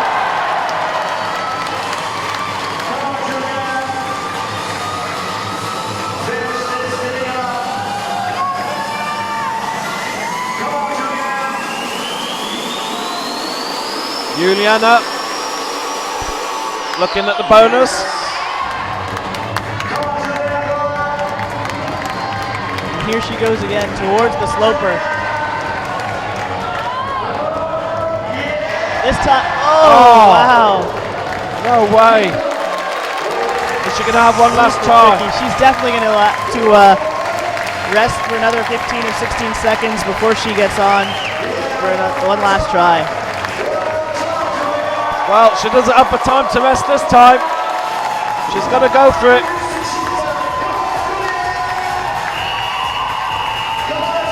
So not a lot of rest before she pops back on. And this will be her last attempt.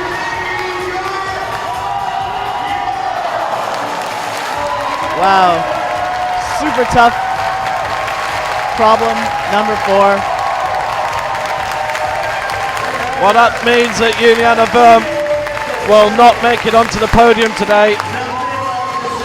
And well, all the combinations are starting to span out now as we get to the final 3 climbers on each side. It's a little fist bump as she moves under the rope to talk to Udo. As our next 2 climbers come out. Right, well, Monday has 3 tops in 8 attempts, and Chon Jong Wong has 2 tops in 7, so he needs to flash this to get above Monday in the leaderboard. Going on countback. Definitely a possibility. Let's see if he can do it. Yeah. Oh, actually, I'm making a mistake because, of course, the bonuses come in, and now Monday's going to be ahead anyway. Monday's got 4 bonuses, whereas Chong has only got 2. Still, the attempt is definitely going to be to flash. Yeah. But if he tops this, he's going to guarantee himself a medal. And so far, Monday will still keep a hand on that gold medal.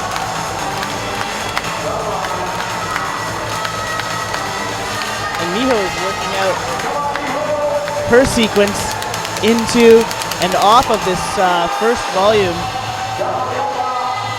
She's sizing up the move and looks like she's going to jump as well. A little short there.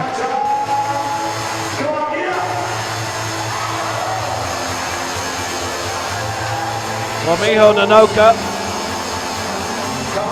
17 years old, absolute class act here, and she's one of the 3 female athletes who are really challenging for gold. They've had identical records so far.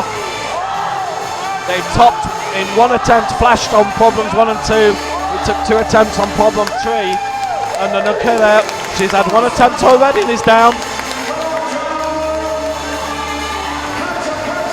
So this problem could actually be a separator for the women. Definitely. So far it's doing that. Awesome, and he's just decided to campus through those sections. Let's see how he likes to take this next volume. He's got 2 crimps on the bottom. One of them it looks like he has got his heel on, and I'm not sure how he... Wow, really awesome. He's got 2 hands and a foot on that to keep as much contact and campusing as little as possible. He's actually going to want to switch his hands out there before he can get his foot back up or some momentum. Awesome. Very cool move back out to the next hole. And yeah, it looks like these problems are doing a lot of separation for our climbers.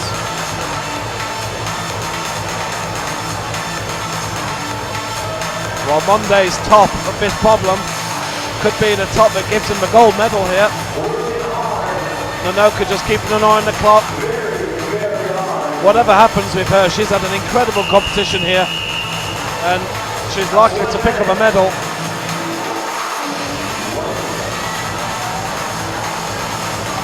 Alex Puccio has topped 4 so far. In fact, Puccio is going to be looking very closely at this. If Nanoka doesn't top here, then I believe that's going to give Puccio at least a bronze. And Nanoka will just drop out of the medals. So twists and turns all the way through here, this bouldering final.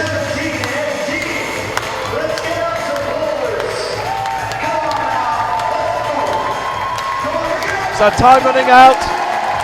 Both of them going for their final try. Oh, this is fantastic, absolutely fantastic. So here we go, the last try.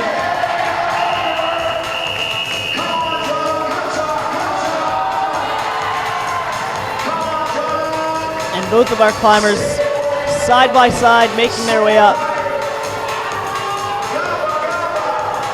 Being as careful as they can, trying not to make any mistakes. Oh, and both are off on what look like some really strenuous problems. Well, there she is with her SpongeBob SquarePants short bag. She's made herself very famous for, and we're going to see a lot more of that. In fact, we're going to see a lot more of Chong Jong Won as well. 2 very talented young athletes. Here we go, Shona Coxey and Sean McCall. 2 climbs to go in this competition.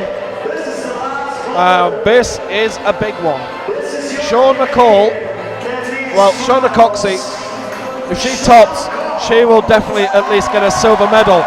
Alex Puccio, who's definitely on the podium, she will be getting at least a bronze. And then it's down to whatever Akio Noguchi can do. So big moments here for both of them. As for Sean McCall, well, really comfortable through those first couple moves, and super controlled in his body positions. if Sean tops here, he could get the silver. So there's a real chance of a podium position for him.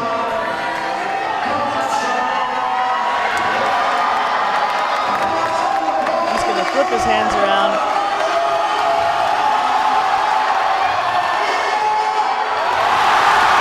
Sean McCall knows it. He has flashed the last problem.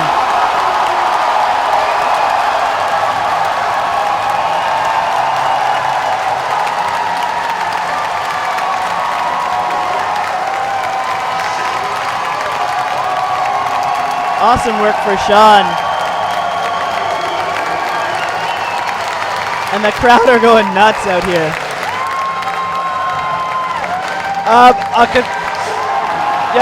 I think the crowd are quite happy with this, aren't they?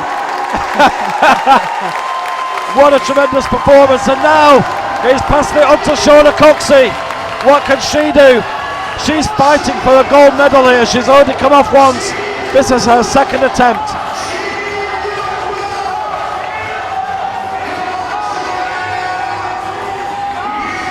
That was a flash from McCall. He will at least be getting the bronze. And it all depends on Jan Hoyer as to whether it's the silver. So now on to the women's competition. And Shauna Coxey, simply put, she needs to top here and she'll be in gold medal spot. At the moment, Alex Puccio is in gold medal position, having topped hole 4. And with Noguchi to come, Akira Noguchi. This problem is doing exactly what we hoped it would. We said at the very start, didn't we? We really wanted problem F4 to be a separator. That's right. And it looks like it's doing the job. Here we go. Definitely. Shauna Coxey, third attempt. Puccio flashed this problem, remember, which, you know, it's looking a lot tougher problem than it did when Puccio was going up it. Definitely.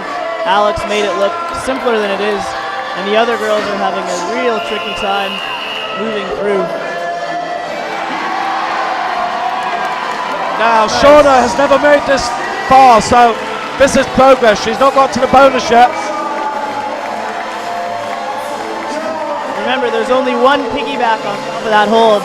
Really room for one hand to be comfortable, not for both. It's going to be interesting to see which hand she decides to go up with. With a, wow, a figure 4. Well, I bet you didn't expect that move. I haven't seen a figure 4 in a World Cup in quite some time. But Shauna knows what's going on. Hold on, Shauna. The same way Alex did before she goes. The last big move here for Shauna Coxey.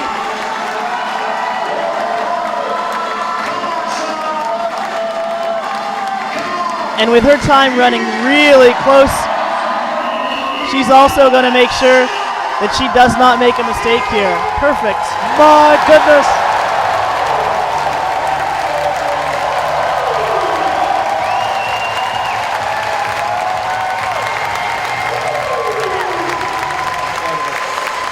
Well, that was just quite incredible. Shauna Coxey of Great Britain gets her 4th top. She goes into the gold medal spot. And now it's down to the final 2 climbers, Jan Hoyer and Akio Noguchi.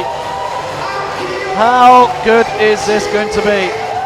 Now Noguchi just has to match what Shauna Coxey did, and I think Coxey was 3 attempts there. And Hoyer, well, Hoyer needs to top this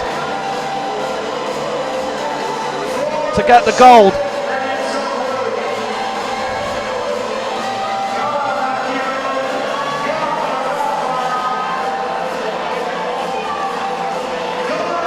And here we go. Now the interesting thing is Monday has had 8 attempts. Jan Hoyer's already been off once, hasn't he? So this is Jan Hoyer's second attempt, which means that Monday is going to take the gold, because this is already Hoyer's 9th attempt. So congratulations to France. They're going to take the gold here today, but Hoyer is fighting for the silver medal. At the moment, Sean McCall is in silver medal position. And Akio moving through. Here. Akio Noguchi, oh, she's making that look so easy. Superb from Jan Hoyer. Oh, that's tremendous. The German is superb, and that's going to be the silver medal for Germany. Just 1 attempt more than Guilherme Glarion Monday, and here is Akio Noguchi, and she's got over the difficult spell. This could be another flash attempt. It looks like it. Akio sealing up what has been pretty close to the perfect performance this weekend.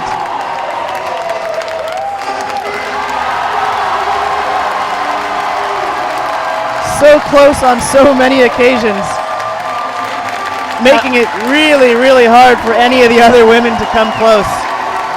Amazing work.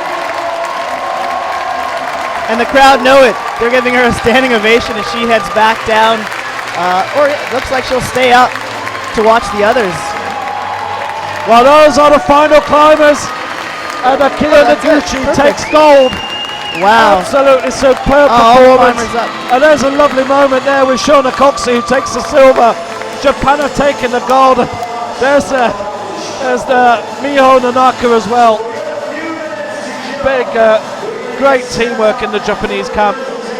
And Monday will take the gold in the men. Sean McCall the silver. And it's going to be Jan Hoyer the silver, and Sean McCall will take the bronze. Wow, what a competition that was. Well, problem 4 really did it for us, didn't it? And we just saw Nanoka just drop out a little bit. She could have topped there. Puccio came in and took the medal, but how about Noguchi? How good was she? Definitely. All the way through this round, she moved super slow, in so much control through all the problems, making sure that there was no question really by the end of it. Really super decisive climbing. Really amazing work through the round.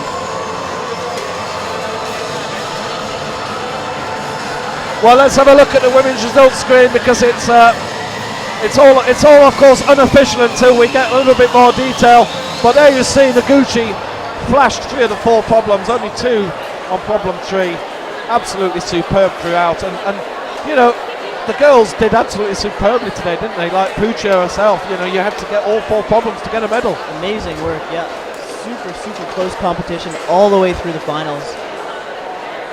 And let's have a quick look at the men's. These are of course unofficial until all the officials have rubber stamped them, but you can see that Guilherme Glarion Monday of France, he just did it by one attempt in the end. 8 attempts for those 3 tops, and it was 9 attempts for Jan Hoyer. And in fact, if they'd have tied, well, I think Hoyer would have actually won on the bonuses. So it was just that 1 attempt early on when Hoyer came off, and maybe it was a little bit inexperienced, because I've got to say, he seemed to have a real go at that 4th problem. He didn't really take his time to have a look at it, and sometimes you see some of the guys, like Monday did, he really looked at the problem first and then went for it. Yeah, it looked like, well, a lot of the time also confidence is really what's going on. And with Jan, I know for sure that he probably looked at that problem and thought right away he could get on and flash it. Made a little bit of a mistake on the first move, but after that he was pretty sure and made quick work of the end of it, actually. Absolutely. And I think Sean McCall, like, we're going to talk to him a little bit later, but you know, I just get a feeling that he might be feeling a bit frustrated, because he flashed the last 2 problems in superb style and actually was so close on problems 1 and 2, and it just didn't come off for him, did it? In terms of result, definitely it probably didn't work out exactly the way that Sean wanted, but really to be able to turn around the tricks and the problems that the first problems threw at him, I'm pretty sure he'll be happy with the finish. Yeah. Being able to clean it up and keep his head together as he moved through the last two problems. Well, Ayo, it's been brilliant having you on board. Fantastic. You know, Sure, thanks a your lot. knowledge, and you're very comfortable on the mic. And to be honest, I'm very happy for you to take over, because your knowledge of what was going on there is superb. So Great it was fun great to watch, have you. and yeah, to be here on the live feed. I'll say hi to a couple of Go for it. friends. Well, really to anyone watching in Toronto and around the world. Actually, hello.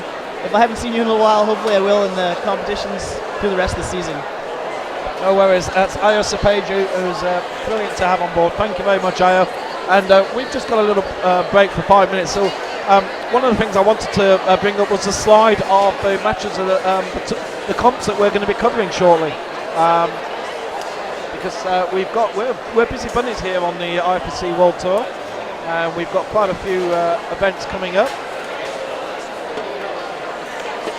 This is what is coming up. Next week we're going to Vail in Colorado, as they're setting up the podium positions here. Here we go. So next week we're in Vail, Colorado, and myself and Johnny, the same team, our North American crew over there. Then Dan, Finn and Mike will be over in China covering the, they're going to be busy, the people as well, lead, boulder and speed. Over on the 22nd of June. The following week, there are 3 French events. Laval, we get the final boulder event of the season, apart from the World Championships, of course, in Munich. And then it's Chamonix with lead and speed. Chamonix, one of my favourite events of the year, absolutely superb location. And Briançon in France, which is towards the end of July, 20th of July. And also a favourite, Imst in Austria, superb location. And we always love going there. Big lead competition over in Imst. While we're there, we can have a little look at the results. And for the last 4 events, we're going to look at the men's medalists here. And this is an interesting summary, just to have a little look through as to what the athletes have done.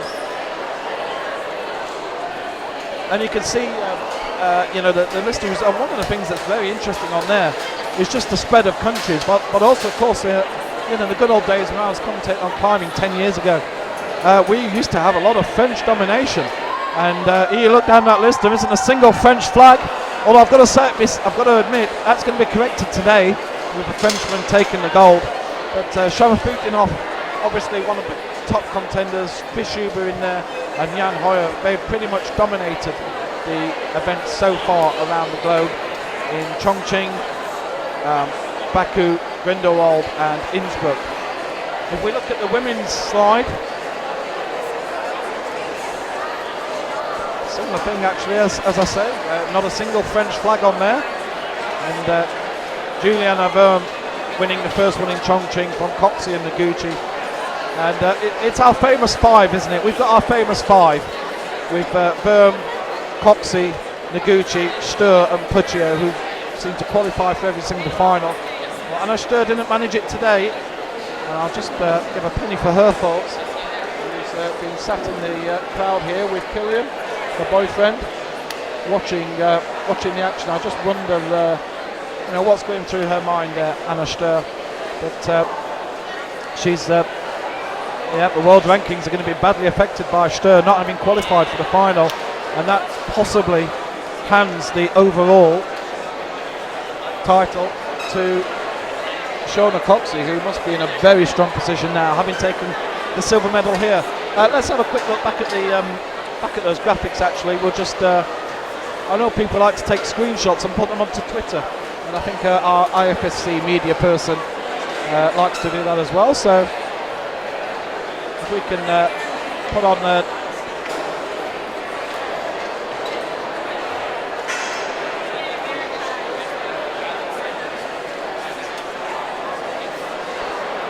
This is the world rankings before today. So a little bit out there. Obviously, Jan will have moved up higher with his 2nd place here. Monde certainly will have shot up as well. So this is the rankings as they went into today. James Cassay of Australia also with a strong finish. So that's the men's world rankings as they stand. Let's have a little look at the women's. And Coxey is certainly going to have moved ahead now because, of course, Sturr failing to qualify for the final. I must admit I'm not an expert on how the points work out, but of course Noguchi as well, with that win, will have moved up fairly well. Those are our famous five, the top five, who do seem to have got a bit of a domination. But I'm just going to say for a second, she might have no taste in her cartoon characters with her SpongeBob SquarePants chalk bag, but she's certainly got some class when it comes to climbing, and this girl is going to be an absolute star of the future. Mihu Nanaka, I am just stunned by that girl's ability. These are the official final results then. So not our tick crosses, but our summary screen of the gold, silver, bronze, Noguchi, Coxey and Puccio, with Nanaka, who would have actually taken, if she'd have completed problem 4, she'd have taken the bronze today, as would have Böhm, of course. But Puccio had a few too many attempts early on, but she still topped all 4, and that was good enough to give her the gold. Let's have a quick look at the men's again, just a final confirmation. Monday, who actually didn't manage problem number 1, and we were all looking at Jan Hoyer, who took problem 1 in superb style, the only person to complete problem number 1. And in fact, he did 3 out of the 4. And Hoyer was problem 3 that paid to him. That gave him problems, whereas Monday flashed that one, and that was the difference. Sean McCall as well. Just feel that he'll be feeling a little bit disappointed inside, that he could maybe have just done a little bit better. But things just didn't go his way. What a tight competition, and well, we're just going to get ready. I think we're not a million miles away here from the judges.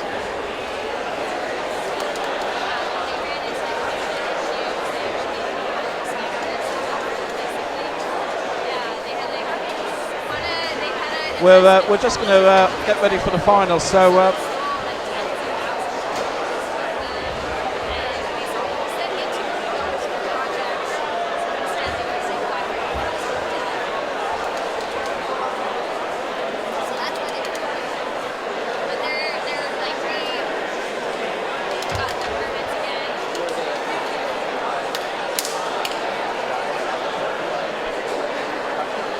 well, it's been absolutely fantastic. It's been an absolutely fantastic event here. We really thoroughly enjoyed it. It's been a few years since, personally, I've been involved in climbing events, but I'm very happy to be back. It really has almost forgotten how exciting they are. What a crowd here in Toronto. And I'm just reading through the Twitter comments, so if you want me to give you a response, then tweet now to hashtag IFSCWC, because I'm having a little look down. Seeing quite a few people putting results up. Sport Climbing Australia, you guys are awesome getting up. You were up so late last night, and you got up very early on this morning. And yeah, James can certainly hold his head up high for what a fantastic, superb performance. Nice to see quite a lot of people out there. Dan Hobbs, Hash Pei, Young, I'm not even going to pronounce that, Tsuru Kampuri. Few Japanese fans in there. BMC Comps, well done guys. Nice to see the Brits supporting Shauna. And yes, it goes on and on. Actually, it's quite amazing how busy the Twitterati are. So it's great to have you. I remember the good old days when we used to have the chat next to the window. That shows you how old I am. And of course, I think in the whole scheme of things, much better having Twitter. And Justin Reed, there you go. Congratulations to Shauna. Certainly a lot of Brits there supporting Shauna out in the competitions. And if you didn't catch me mentioning it earlier, certainly the British camp asked me to pass a message on. Congratulations to Molly Thompson-Smith, who won the Youth A Euros at IMSS, her first gold. And might not be too long before we'll see her competing at the top level. She might not be that much older than Miss Nonaka from Japan, and they could be a future challengers to each other.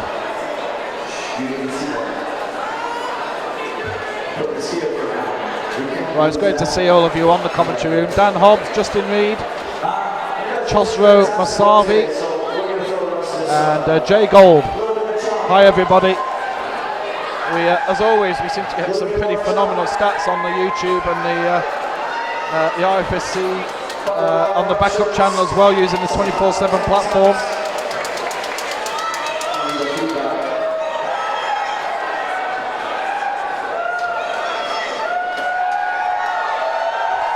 We're just waiting for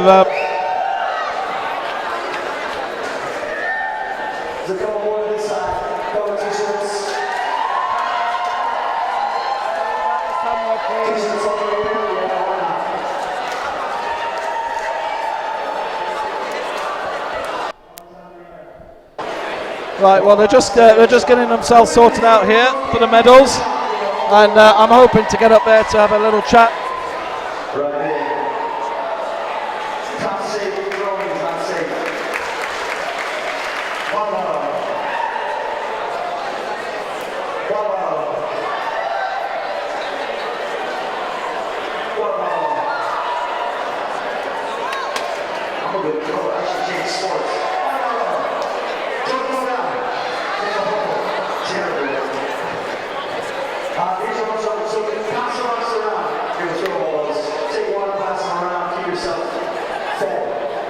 Well, I believe I can see Mr. Graham Alderson there giving us a thumbs up. So looks like we're getting ready. The trophies are all ready. I think the athletes are all ready. I need you guys for 10 more minutes. Focus. So we're getting ready to give out the awards, and then we'll go up and have a little word with a couple of the athletes. We'll get their views on what happened today, and then we'll be closing up at the end of the night. Been quite a mad day it has. Semi-finals and finals. And here we go. They're going to start giving out some of these. So let's join our MC. That's not good. Our IFSC delegate and all-around good man, Graham Alderson. Andrew Conley, who's the owner of the Hive.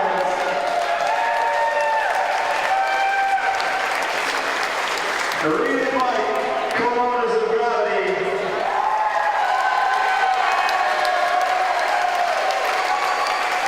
And he's not going to come up here because I see him walk downstairs.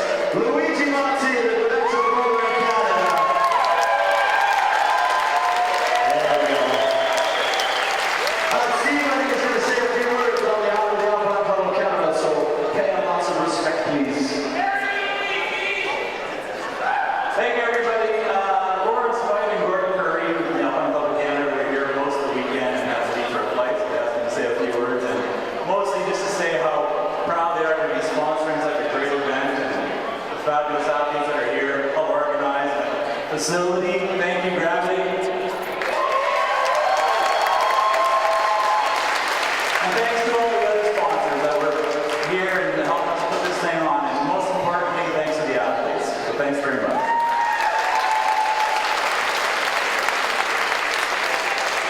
I think that's what we call short and sweet.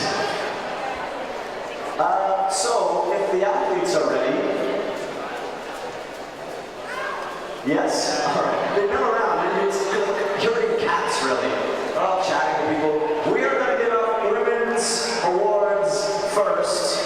It's always ladies first. So, Graham's going to give out the medals. Andrew's going to give out some champagne. Mike's going to give out the trophy. Your third place finalist from the women, Alex Puccio.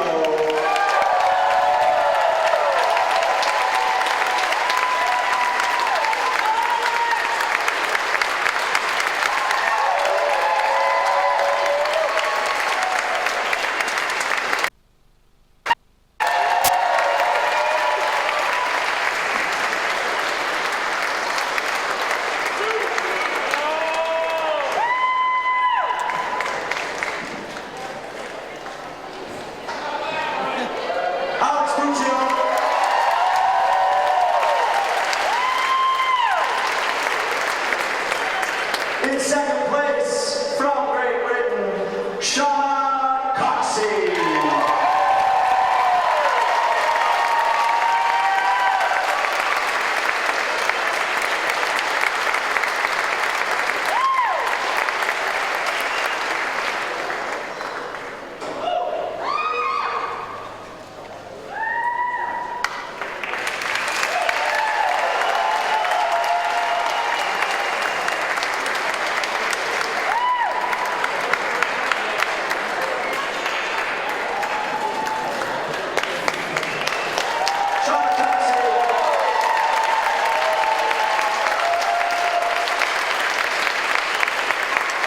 And your 2014 Toronto World Cup champion, Akio Noguchi.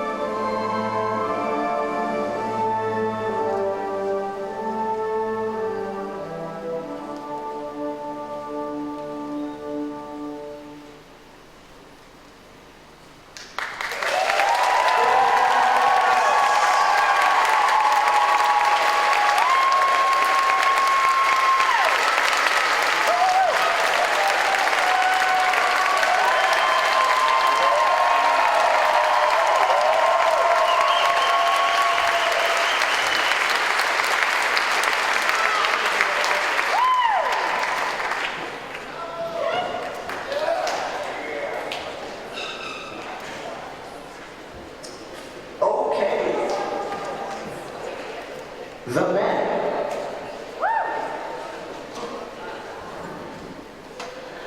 In third place, Canada's favorite climbing son, Sean McCall.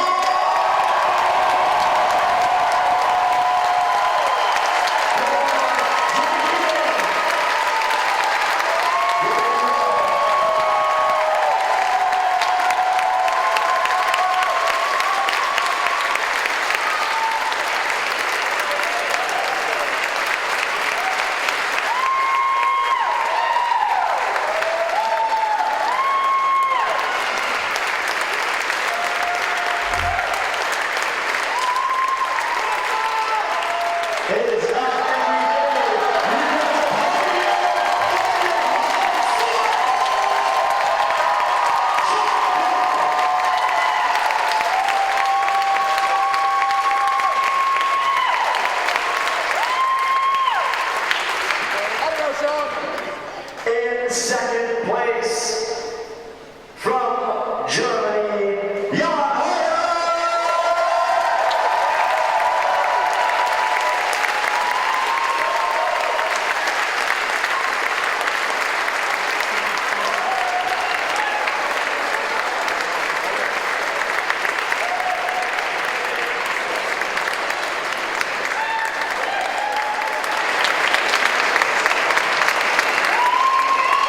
Hoyer.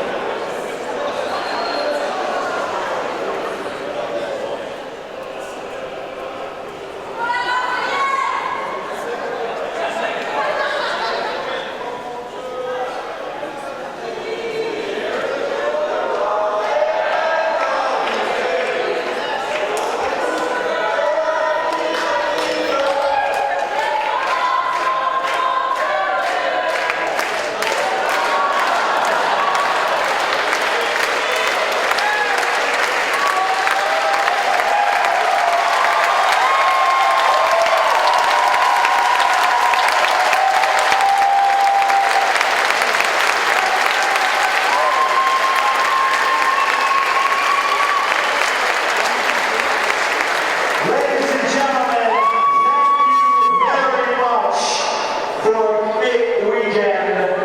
The athletes appreciate it. I know they do. Everybody, volunteers, rules judges, you guys, give yourselves a hand.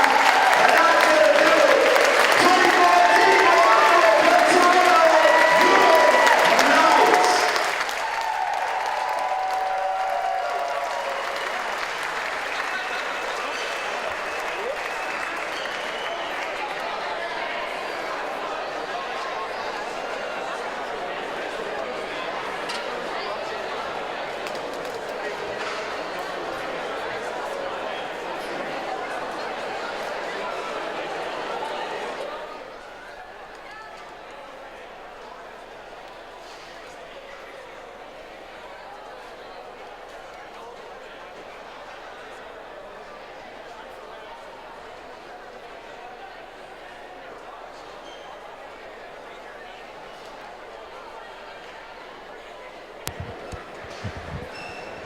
Okay, if you just stand here.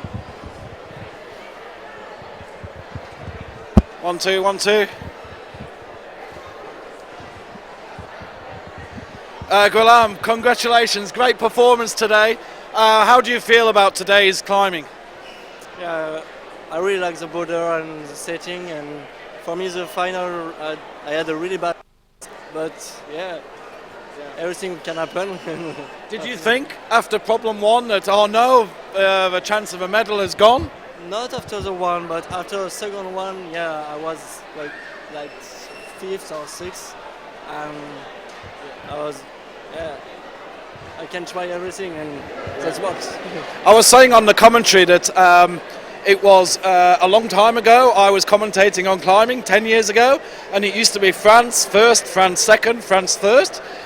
We looked at the first 4 events, not a single French flag. You're the first man, so well done. Yeah, vive la France. Well done on that front. Is it because all the other countries are so strong now that the competition has really raised? Yeah, before there was maybe 2 or 3 countries really strong, and now there is maybe 20 strong countries with 0 climbers. So yeah. That's why. But France is coming back. Yeah, maybe, yes, we hope. Okay. Well done and congratulations. Great performance today. Thank you. Thank you very much. Thank you.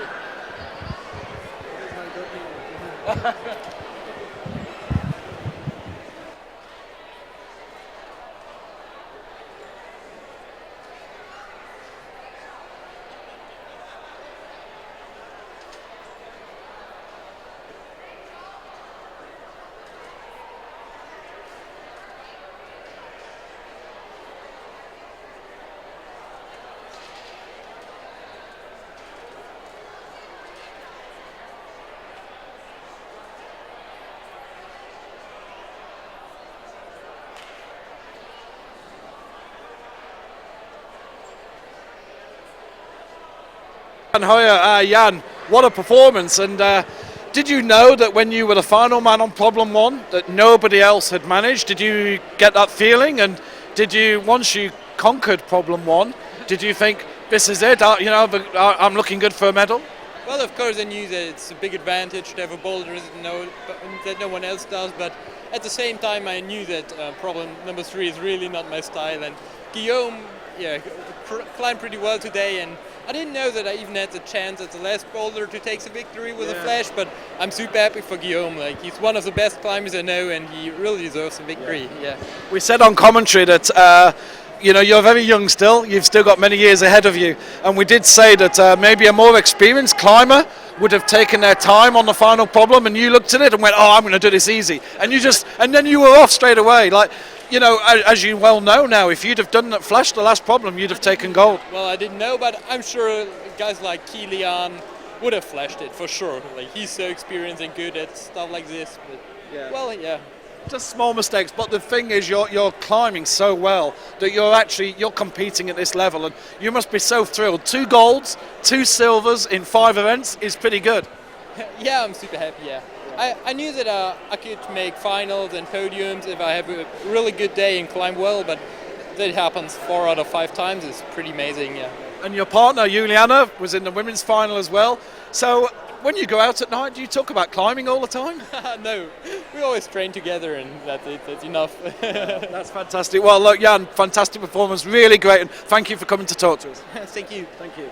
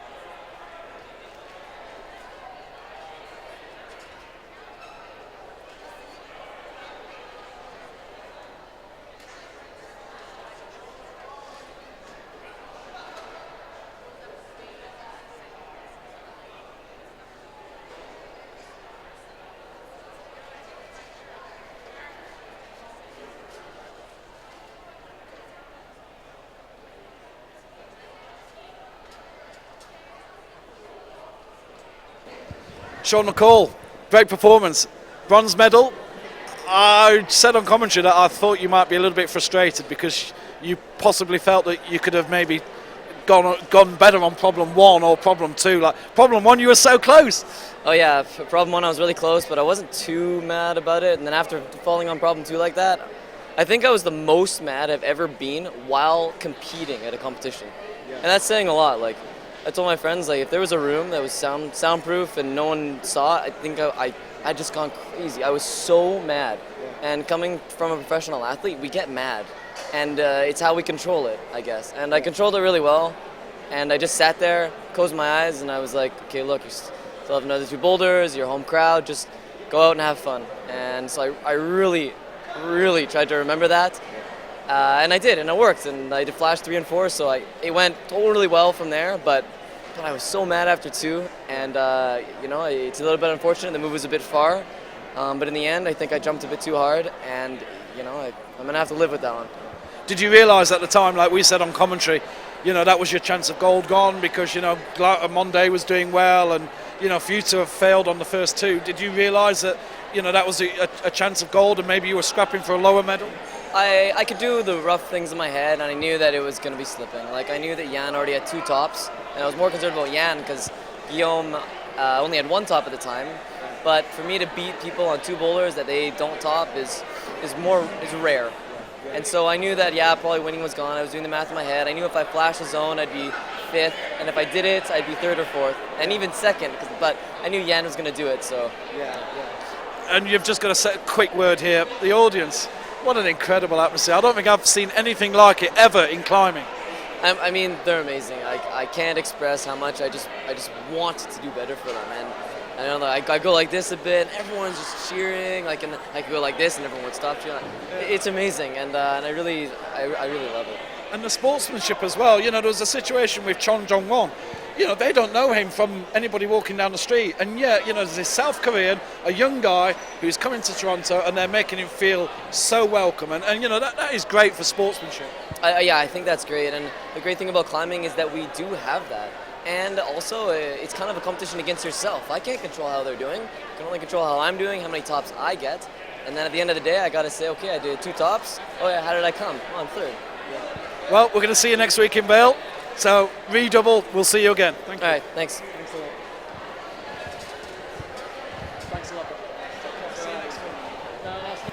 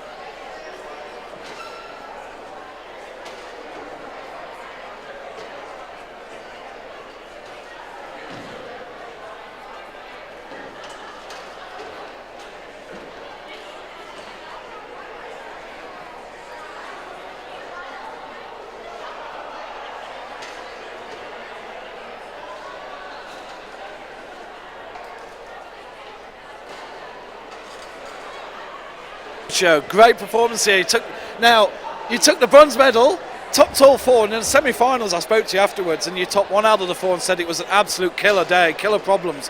The problems were still tough, but they were your sort of problems. You were nailing them superbly today. Kinda. I did a few. I mean, I had, I think, like 4 and 11, but I mean, it's kind of funny because like I flashed the one that I would say wasn't my style. It had all volumes, you had a press. I was actually worried about that one the most. The least worried one I was the dyno, which it took me 7 tries to do like the second move. So yeah, I think that wasn't something that I needed to work on. I don't know what happened on that one. Maybe a brain fart or something. But yeah, I mean, I'm just happy that I've kind of made a little bit of a comeback. Same before, I don't feel my strongest right now, and other than that, like, I have power, but I don't feel like I have as much stamina or power endurance.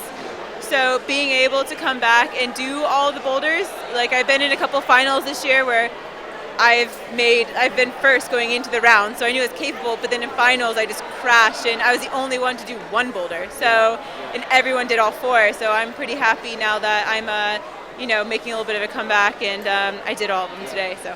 Well, it's been a couple of years since I've covered climbing, and one of the things I've noticed is women's comp seems to have stepped up a level. And from a few years ago, Akio's amazing, but who's this 17-year-old kid from Japan as well? And where's she come from? And she's got all the moves as well. So the level is so high, isn't it? Yeah, it's I mean, there used to be, I think, a bigger gap for the women. It's like separated more, and now it's becoming more like the men's category, where I mean, it's just like earlier getting into the into finals. I think like after me, like Anna and some other girls had 1 top and 2 tries, the same as me, but they had 1 less bonus, and that's it. And so I mean, it's pretty all the way down to 8th place, so that's pretty crazy. And that's getting to a bonus hold in a few less attempts is like nothing really. So I mean, it's that close. How's it feel going to be the star ticket next week in Vail? Oh, I don't know. We're going to have a lot of Americans. They'll be tough, and I'm really excited. I mean, I love competing in Canada and Vail. The reason they're probably my top 2 competitions or World Cups to compete in every year is because it feels like so close to home in my heart, and the energy is amazing. Especially like this crowd is not the biggest, but it is like the loudest, and it's so cool. And they're just as happy for everyone, even if we all did all the boulders, but every time someone did it, the crowd went crazy. That doesn't happen anywhere else. No, it doesn't. One person does it, and then they're like, oh, okay, cool, another person does it. They don't really cheer, but here, it's like the person topped it for the very first time. Yeah. I was saying to Sean, it was incredible. You got the guy from South Korea that not many people know who he is, and yet they were treating him like he was some long-lost brother from, that they'd never seen for 10 years, and they were giving him and he actually then went and flashed it. Once they gave him the up, he went straight up there with no problem. So it is great. Just personally for you, like Vail, there's going to be a lot of American interest, and it is a big event in terms of the American circuit, isn't it? Yeah, it's a very big event, and it's so much fun to compete in. Alex Johnson's coming out of a retirement, as you'd say, and she's going to be there. She's training for it, and Angie Payne is she's made finals there quite a few times. She's an amazing competitor, and we have Megan Martin. We have Megan Mascarenas. So many people, Americans, that are really good that just don't do the World Cup circuit as much. So there'll be so many people to look out for. It's going to be great, and it's been great seeing you here today. Congratulations on the bronze. Well done. Thank you.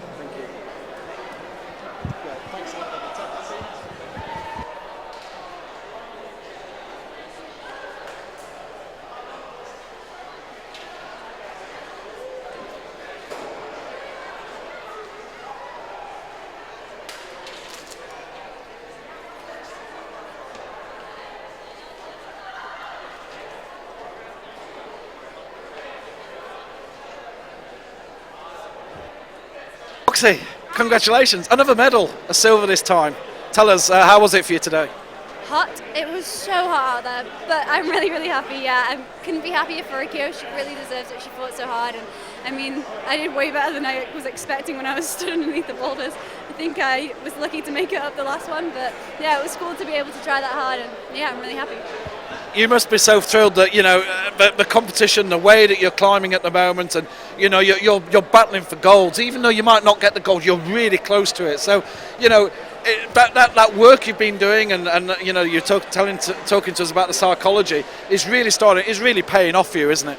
Yeah, definitely. I mean, I've trained both physically and mentally for these comps. So I feel a lot better than I did last season, and I feel like I have a lot lot further to go. So it's pretty exciting. And I've got to say, like, you know, we've been saying that the women's competition level has stepped up. I was just talking to Alex Puccio a minute ago and saying that, you know, how it's definitely a much higher level than it was a few years ago. And one of the most amazing things, I don't know if you noticed, but you had a 16 and a 17-year-old in the final today. What does that make you feel, that you're suddenly not the new kid on the block anymore? I know. I think in Grindelwald I was the youngest one in finals, so it was pretty cool. And now there's all these little ones. But I mean, it's amazing, and I don't feel old yet, so that's got to be a good thing.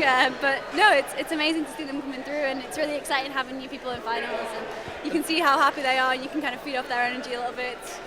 They really make you remember how fun climbing is. Yeah. And she's that young. She's got a SpongeBob SquarePants chalk bag at the back. Have you noticed that? It's adorable. But James Casey has a Spider-Man one, and he's the oldest in finals, so you know, doesn't say anything.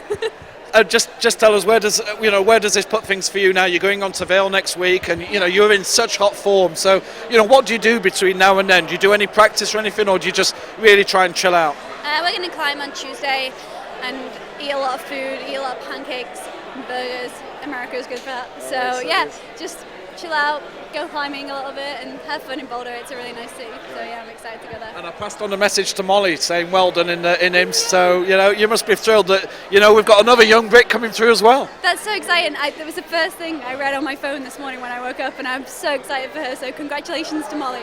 Yeah. Well, brilliant, and you know, congratulations to you. Another medal for the collection, and you certainly got a lot of fans on Twitter as well. There's so many people tweeting about you, and I'm seeing you've got an account as well. You're posting, so you know. My Twitter keeps crashing actually when I try and load notifications because there's too many, which is kind of too many people following you. You're a superstar now. It's David Beckham, then you. Oh, I mean, I'll chase him, but I don't think I'll get quite there. Shona, well done. Great stuff. See you in Vail. Thank you very much. Thanks.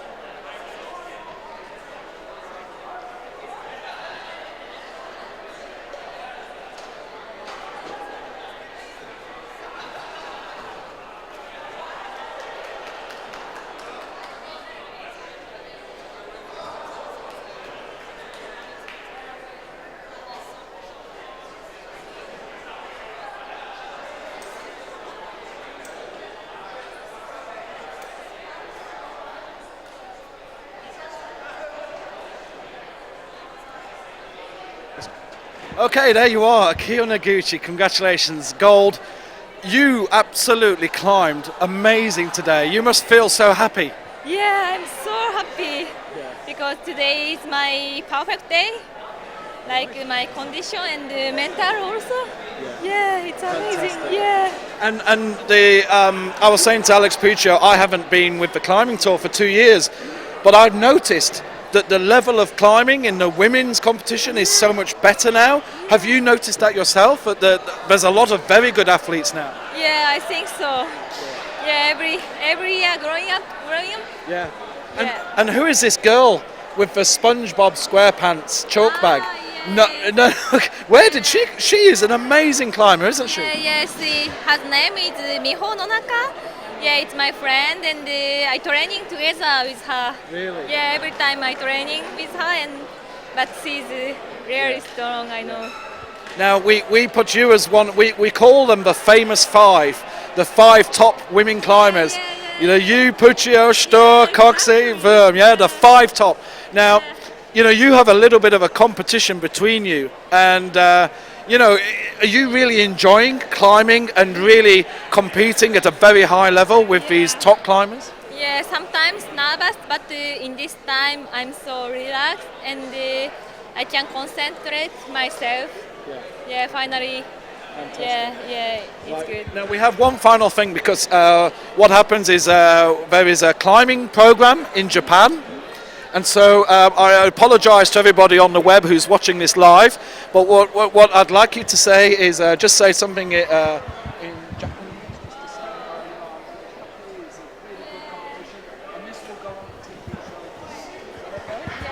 So over to you. Just say I'm very happy, I'm really pleased, great competition. Yeah.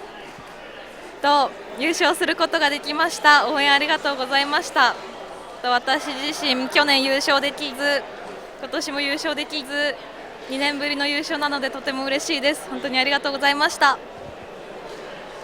Akira, I haven't got a clue what you said, but I'm sure it was very good. Thank you very much. See you next week in Vale. Yeah. Good competition. Take care. Safe flight. So that's the end of things here from Vale. Yes, we're live.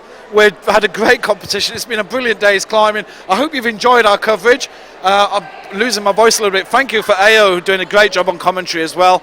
We managed to interview all 6 of them, which is something new. I think the athletes are learning that we want to talk to them now. Hope you've enjoyed the coverage, and we're going to catch you up in Vale in a week's time. Thank you very much, and goodbye from Toronto.